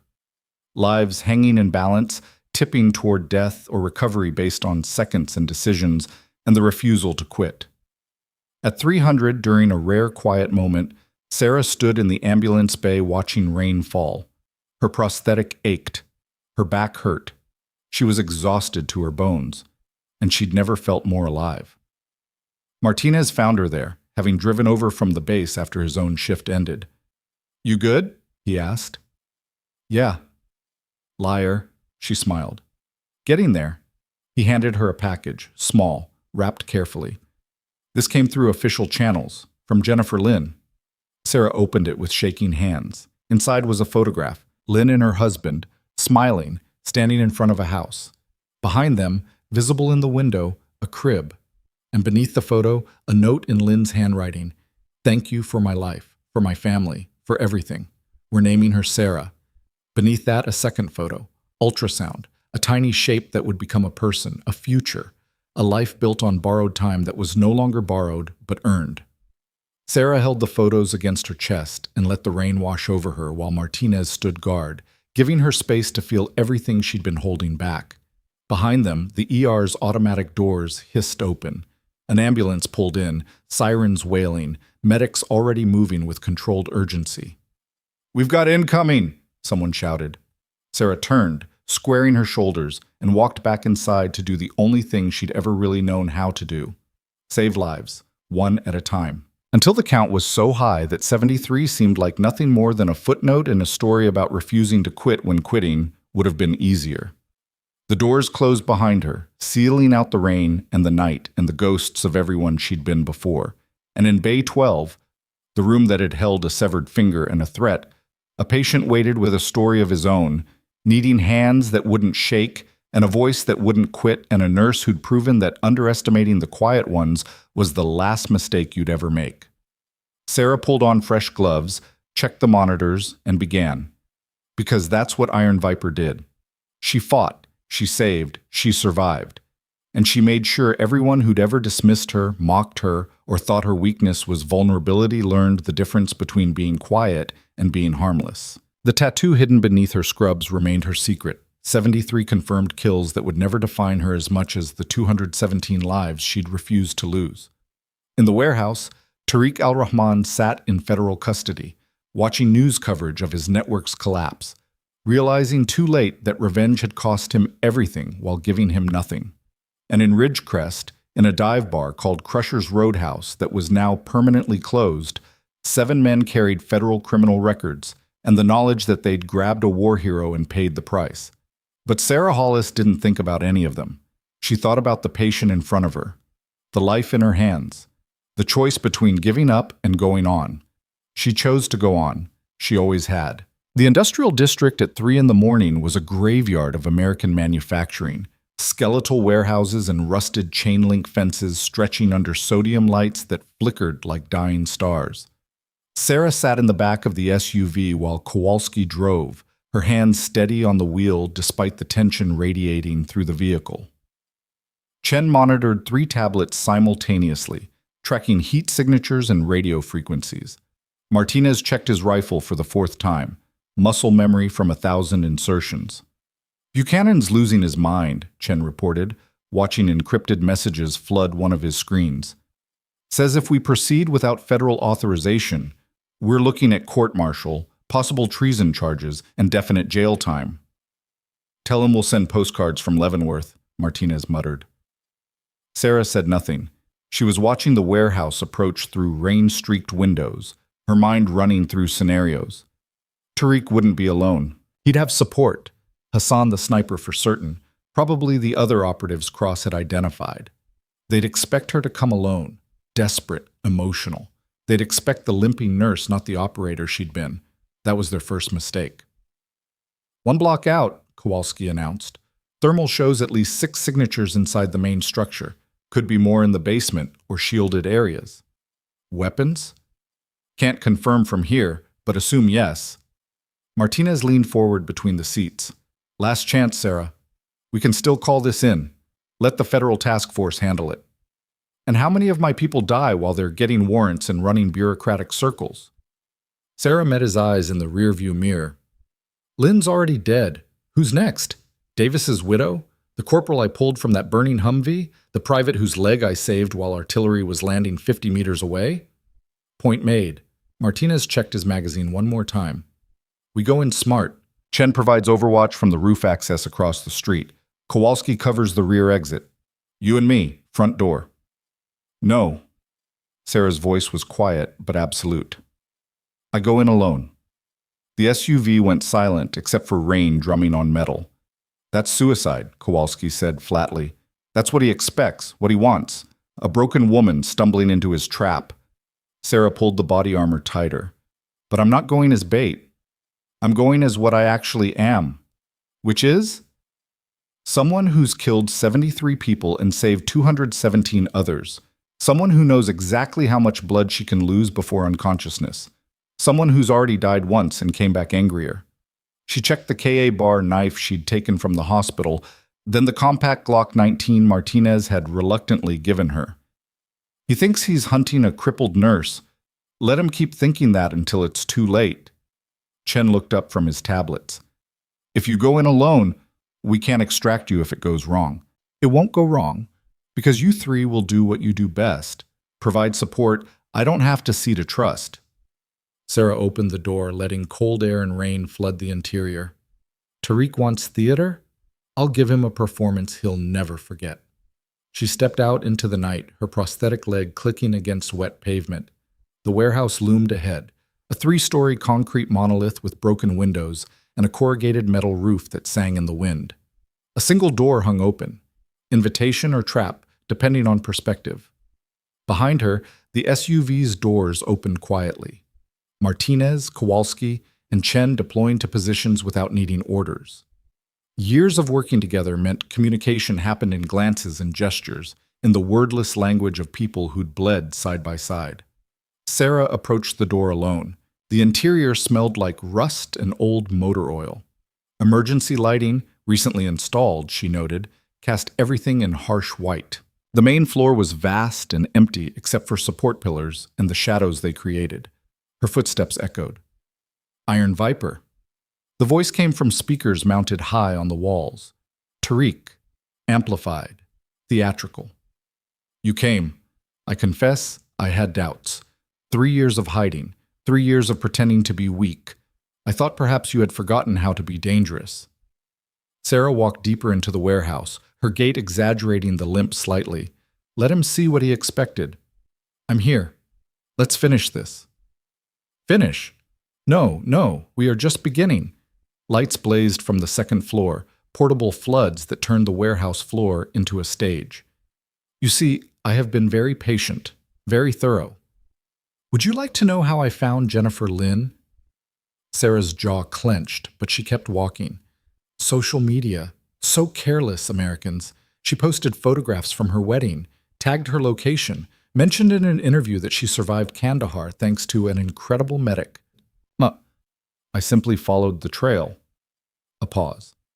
The accident was clean, professional. She never saw it coming. Died thinking about her students, I imagine. About the lesson plans she would never finish. You're a coward, Sarah called out. Hiding behind speakers, killing defenseless women. Your brother would be ashamed. The laughter that came back was ugly. My brother was a fool who believed in glory and standing visible while American drones circled overhead. I tried to pull him into the bunker. He refused. Said a commander fights with his men, dies with his men. The laughter died. He burned for that honor. I survived by being smart, by hiding, and I have lived with that shame every day since. So this is therapy? Killing people to feel better about being a coward? This is balance. This is justice. Movement on the second floor, shadows becoming men, 6 of them, armed with rifles. Hassan the sniper was recognizable by his build.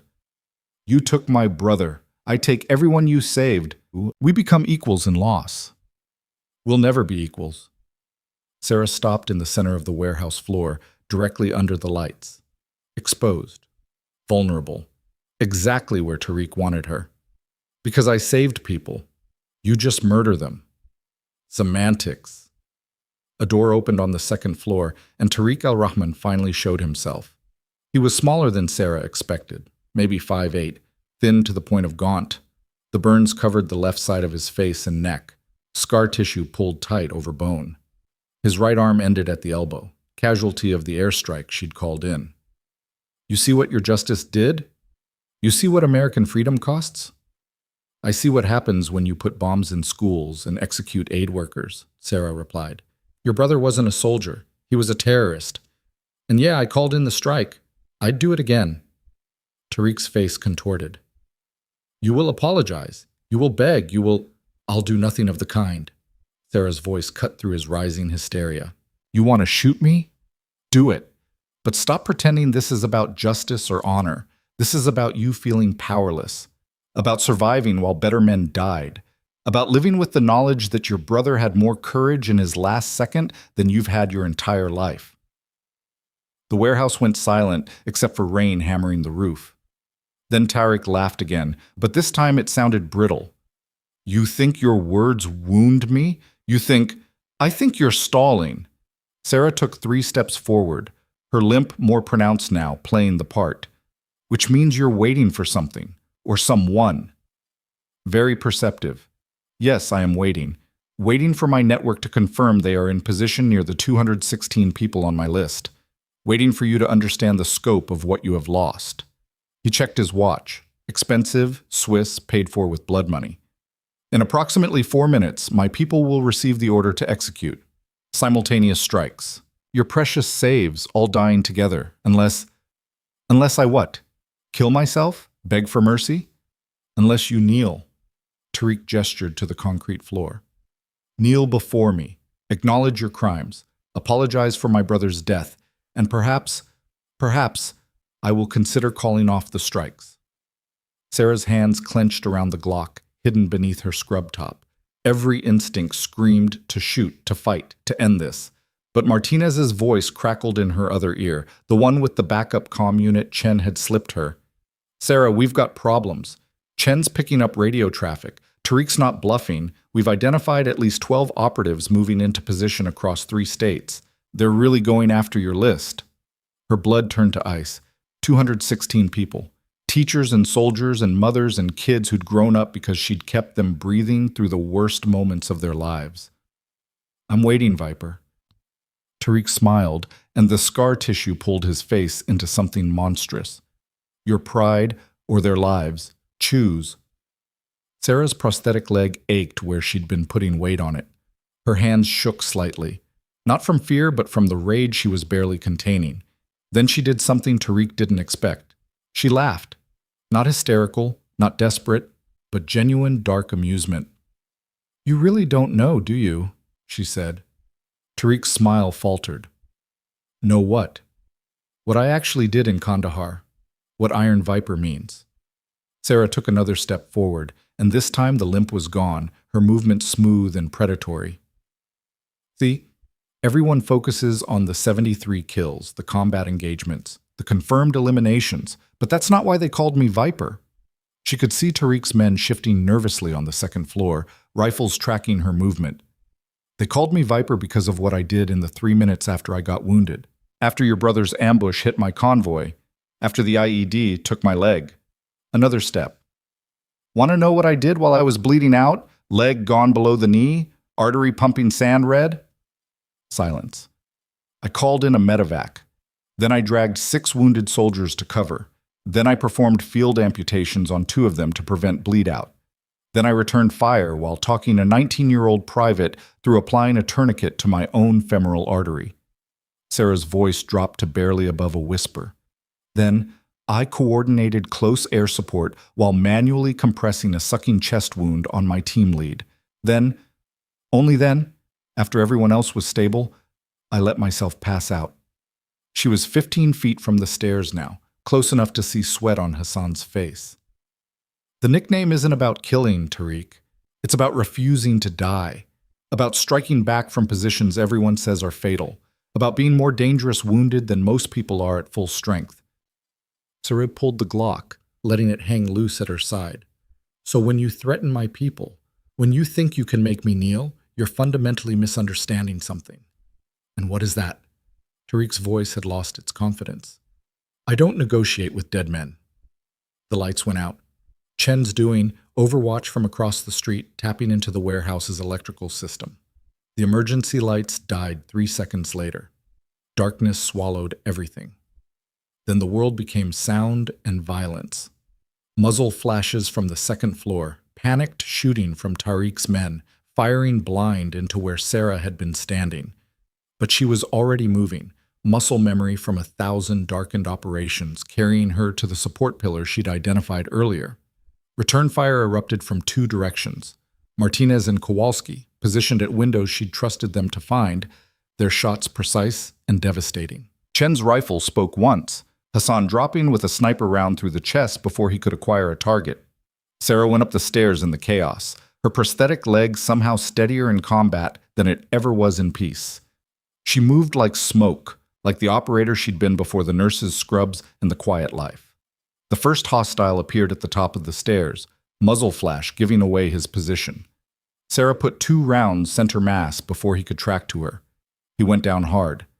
The second came from her left. She ducked his burst, felt rounds snap past her head, and closed distance with the knife.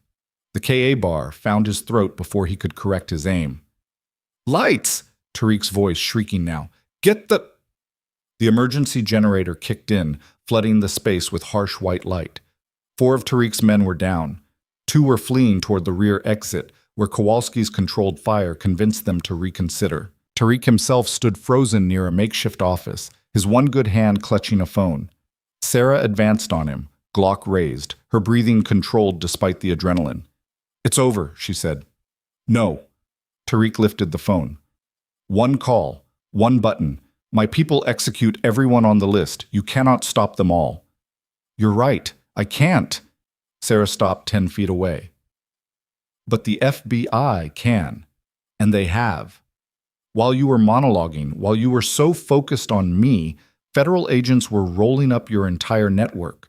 They've had your communications intercepted for weeks. Every operative you contacted, every target you identified, all of them under protective surveillance as of 6 hours ago. Tariq's face went pale beneath the burn scars. You were never running this operation, Sarah continued. You were running yourself straight into a federal trap. DIA wanted your whole network.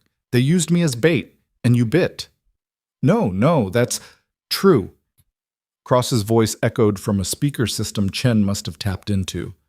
Tariq al-Rahman, you're under arrest for conspiracy to commit terrorism, multiple counts of murder, and violations of federal statutes too numerous to list. Federal agents are entering the building now. Surrender or be eliminated. The warehouse's main doors exploded inward, breaching charges that had been set while Tariq was too focused on his theater. FBI's hostage rescue team poured through, moving with the mechanical precision of a force that had rehearsed this a dozen times. Tariq looked at Sarah with something between hatred and disbelief. You let me think I was in control. You let me believe. I let you talk long enough to incriminate yourself on about 40 different surveillance feeds. Sarah lowered her weapon slightly as HRT operators surrounded them. See, that's the difference between us. You monologue, you grandstand, you need everyone to know how clever you are. But real operators, we just get the job done. An HRT operator moved to secure Tariq, but he jerked back. his phone still clutched in his remaining hand. I can still... The shot came from Chen's position across the street. Not fatal, just precise. The phone exploded in Tariq's hand, pieces of plastic and circuit boards scattering across concrete. Tariq screamed and dropped to his knees. Sarah holstered her Glock and walked to where he knelt, his burned face twisted in pain and rage. "You wanted me to kneel," she said quietly, so only he could hear over the organized chaos of the federal arrest. "But here's what's actually going to happen. You're going to federal supermax, 23 hours a day in a concrete box. No windows, no speeches, no network. Just you and the memory of how badly you failed." She leaned closer. "And every day for the rest of your miserable life, you'll know that Jennifer Lynn's students are still learning, that the 216 people on your list are still breathing, that Iron Viper is still out there, still saving lives you tried to destroy." Her voice dropped to barely a whisper. "Your brother died a terrorist, but he died fighting. You'll die a failure who accomplished nothing except proving how right I was to call in that airstrike." Tariq lunged for her with his remaining hand, but HRT operators tackled him before he moved 6 inches. They had him zip-tied and hooded within 30 seconds, his screaming muffled as they dragged him toward armored vehicles waiting outside. Martinez appeared at Sarah's elbow, his face split in a rare grin. "That was the most beautiful trap I've ever seen. You played him perfectly." "We played him," Sarah corrected. "Team effort." Kowalski and Chen joined them, both looking satisfied in the way operators do after a mission executes exactly to plan. "The network?" Sarah asked. 17 arrested simultaneously across 4 states, Chen reported, reading from his tablet. 0 casualties except Tariq's men who engaged here. Your list is secure. Full protective details assigned for the next 6 months while we ensure there are no loose ends. The weight that had been crushing Sarah's chest for days, maybe years, finally lifted. "Lynn's husband," she said, "Michael Chen. Someone needs to tell him she's been avenged, that the man who killed her is going to rot." "Already done," Cross said, appearing from the Tactical Operations Center that had been set up in an adjacent building. She looked tired but vindicated. "We briefed him 3 hours ago before the operation commenced. He asked that we convey his gratitude. Said Jennifer would be glad you're still fighting." Sarah's eyes burned, but she blinked it back. "What happens now?" "Now?" Federal prosecutors have approximately 8,000 hours of recorded confessions from Tariq. His network is dismantled. The 6 bikers who assaulted you at the bar are looking at enhanced federal charges since the investigation linked them to Tariq's intelligence gathering. Turns out they were paid to provoke you, to see how you'd react under stress. Cross smiled grimly. "They're going to prison for a very long time, and the media coverage of tonight's operation is going to make you a household name, whether you want it or not." "I don't." "Too bad. You're a genuine American hero who stopped a terrorist network while working as a civilian nurse. The story writes itself." Cross softened slightly. "But we can control the narrative, focus on the teamwork, the federal cooperation, minimize your individual exposure if you prefer." Sarah looked at Martinez, Kowalski, and Chen, her team, her family, the people who'd followed her into hell because they trusted her to bring them back out. "I want one thing," she said. "Name it." "The 217 people I saved. I want their stories told, not mine. Theirs. What they did after Kandahar, how they lived, what they built with the time I bought them." Her voice strengthened. "Let people see that combat medics don't just save lives. We save futures, families, possibilities." Cross considered this. "That's actually brilliant. Human interest angle. Real impact. I can work with that." The warehouse was clearing now. Federal agents processing the scene, medics checking the few wounded. Outside, dawn was breaking over Ridgecrest, painting the industrial wasteland in shades of gold and amber. Buchanan appeared, looking simultaneously furious and impressed. "You're all facing disciplinary review for operating outside federal authority, possibly criminal charges. Definitely paperwork that will make your eyes bleed." "Worth it," Martinez said. Buchanan's scowl cracked into something approximating a smile. "Yeah, it was. But if any of you pull a cowboy stunt like this again, I'll court-martial you myself." "Yes, sir," they chorused. He walked away shaking his head, already on his phone coordinating the aftermath. Reeves arrived with sunrise, stepping out of a helicopter that landed in the warehouse parking lot with the casual authority of someone who'd been running operations since before Sarah was born. He found her sitting on the back of an ambulance, medics checking her prosthetic connection where the rapid movement had caused some chafing. "Staff Sergeant Hollis," he said formally. "Commander, that was either the bravest or stupidest thing I've seen in 40 years of service. I'm still deciding which." Sarah managed a tired smile. "Can it be both?" "Usually is." He sat beside her, ignoring the medic's protest about contaminating the work area. "You know what happens now, after the arrests and the trials and the media circus?" "I go back to being a nurse?" "You could. Clearwater General would take you back in a heartbeat." "Doctor, Hendricks already called, said she wants you running trauma training for her entire ER staff." Reeves paused. "But I have another offer." "I'm listening." "We're building a new program, training combat medics for special operations, real-world scenarios, taught by people who've actually done it under fire." His eyes found hers. "I want you to lead it. Civilian contractor, set your own hours, work from the base or remotely. Train the next generation of medics who'll save the next 217 lives." Sarah's breath caught. "I'm not. You're exactly who we need. Someone who knows what it costs, what it means. Someone who can teach these kids not just how to pack a wound, but why it matters." Reeves stood. "Think about it. No pressure. But the offer stands." He left her there, watching the sun climb over mountains that didn't care about terrorism or justice or the quiet courage of people who refused to quit. 3 weeks later, the story broke. Not the way Sarah expected, not as hero worship or military propaganda, but as something deeper. Cross had worked her magic, and the media ran with the human interest angle. The 217. Interview after interview with people Sarah had saved. Davis's widow talking about raising her kids alone but grateful they had a mother. The private whose leg Sarah had saved, now a firefighter saving others. The corporal from the burning Humvee teaching ROTC at a university. Jennifer Lynn's students holding a memorial that celebrated her life rather than mourning her death. Each story mentioned Iron Viper, but the focus was on what came after, on lives lived fully, on futures built from borrowed time. The bikers from Crusher's Roadhouse were sentenced on the same day. Federal charges meant serious time. Colt got 8 years, the others between 3 and 6.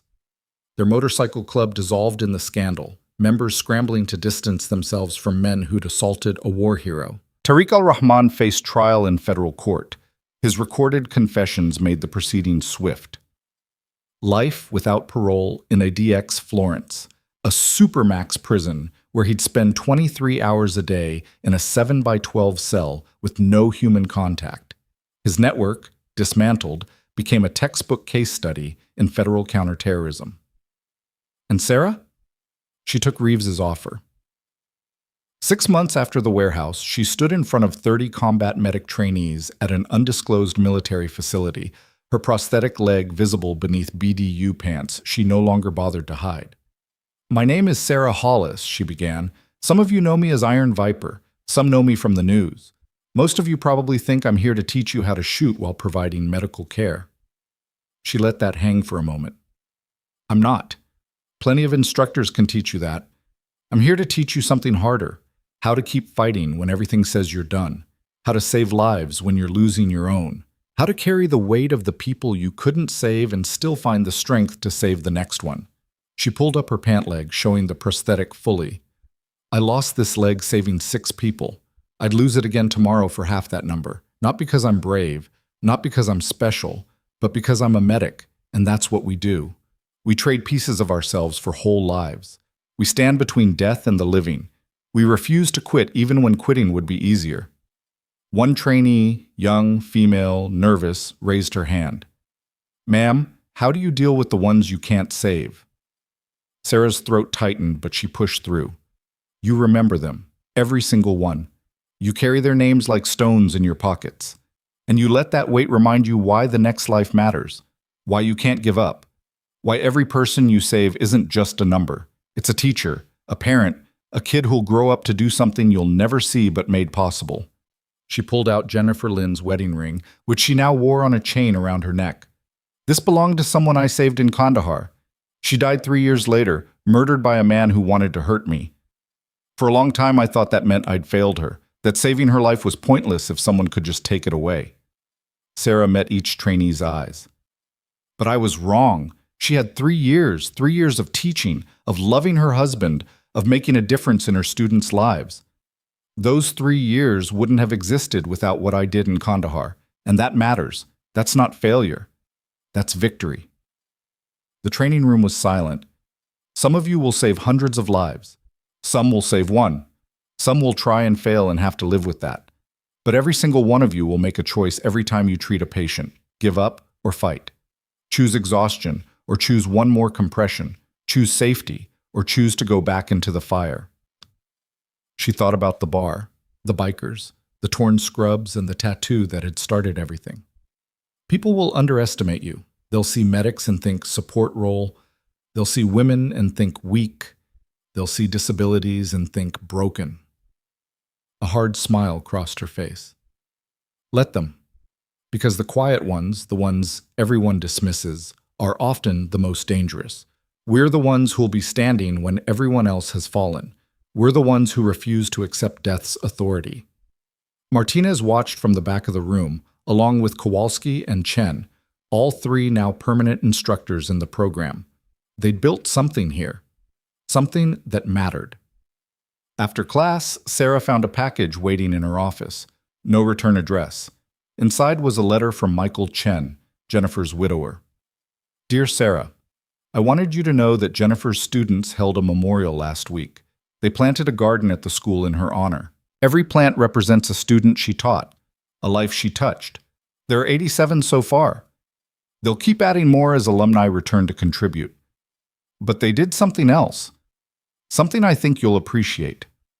They planted a tree at the garden's center, a viper's bugloss.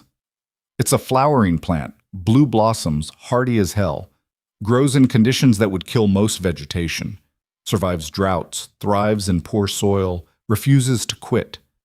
The plaque beneath it reads, "In honor of Iron Viper, who gave Jennifer Lynn the time to plant seeds that will bloom for generations. Thank you for my wife. Thank you for those 3 years. Thank you for showing the world that the people who save lives are just as fierce as the ones who take them. The garden is open to the public. If you're ever in Seattle, come see what you made possible." With eternal gratitude, Michael Sarah set the letter down and walked to the window overlooking the training grounds, where her new class was running emergency response drills. She thought about Crusher's Roadhouse and the bikers who'd thought her prosthetic made her weak. They were in prison now, learning that underestimating people had consequences. She thought about Tariq, rotting in a concrete box, his grand revenge reduced to a footnote in a counterterrorism success story. She thought about the 73 people who'd tried to kill her and failed. And she thought about the 217 people who were alive because she'd refused to let death win. Her phone buzzed. Unknown number. Her pulse spiked for half a second before she recognized the Seattle area code. The message was simple. A photo of a garden, blue flowers blooming around a young tree, kids laughing in the background, tending plants, building futures. And a text. Jennifer would be proud. So are we. Thank you, Viper.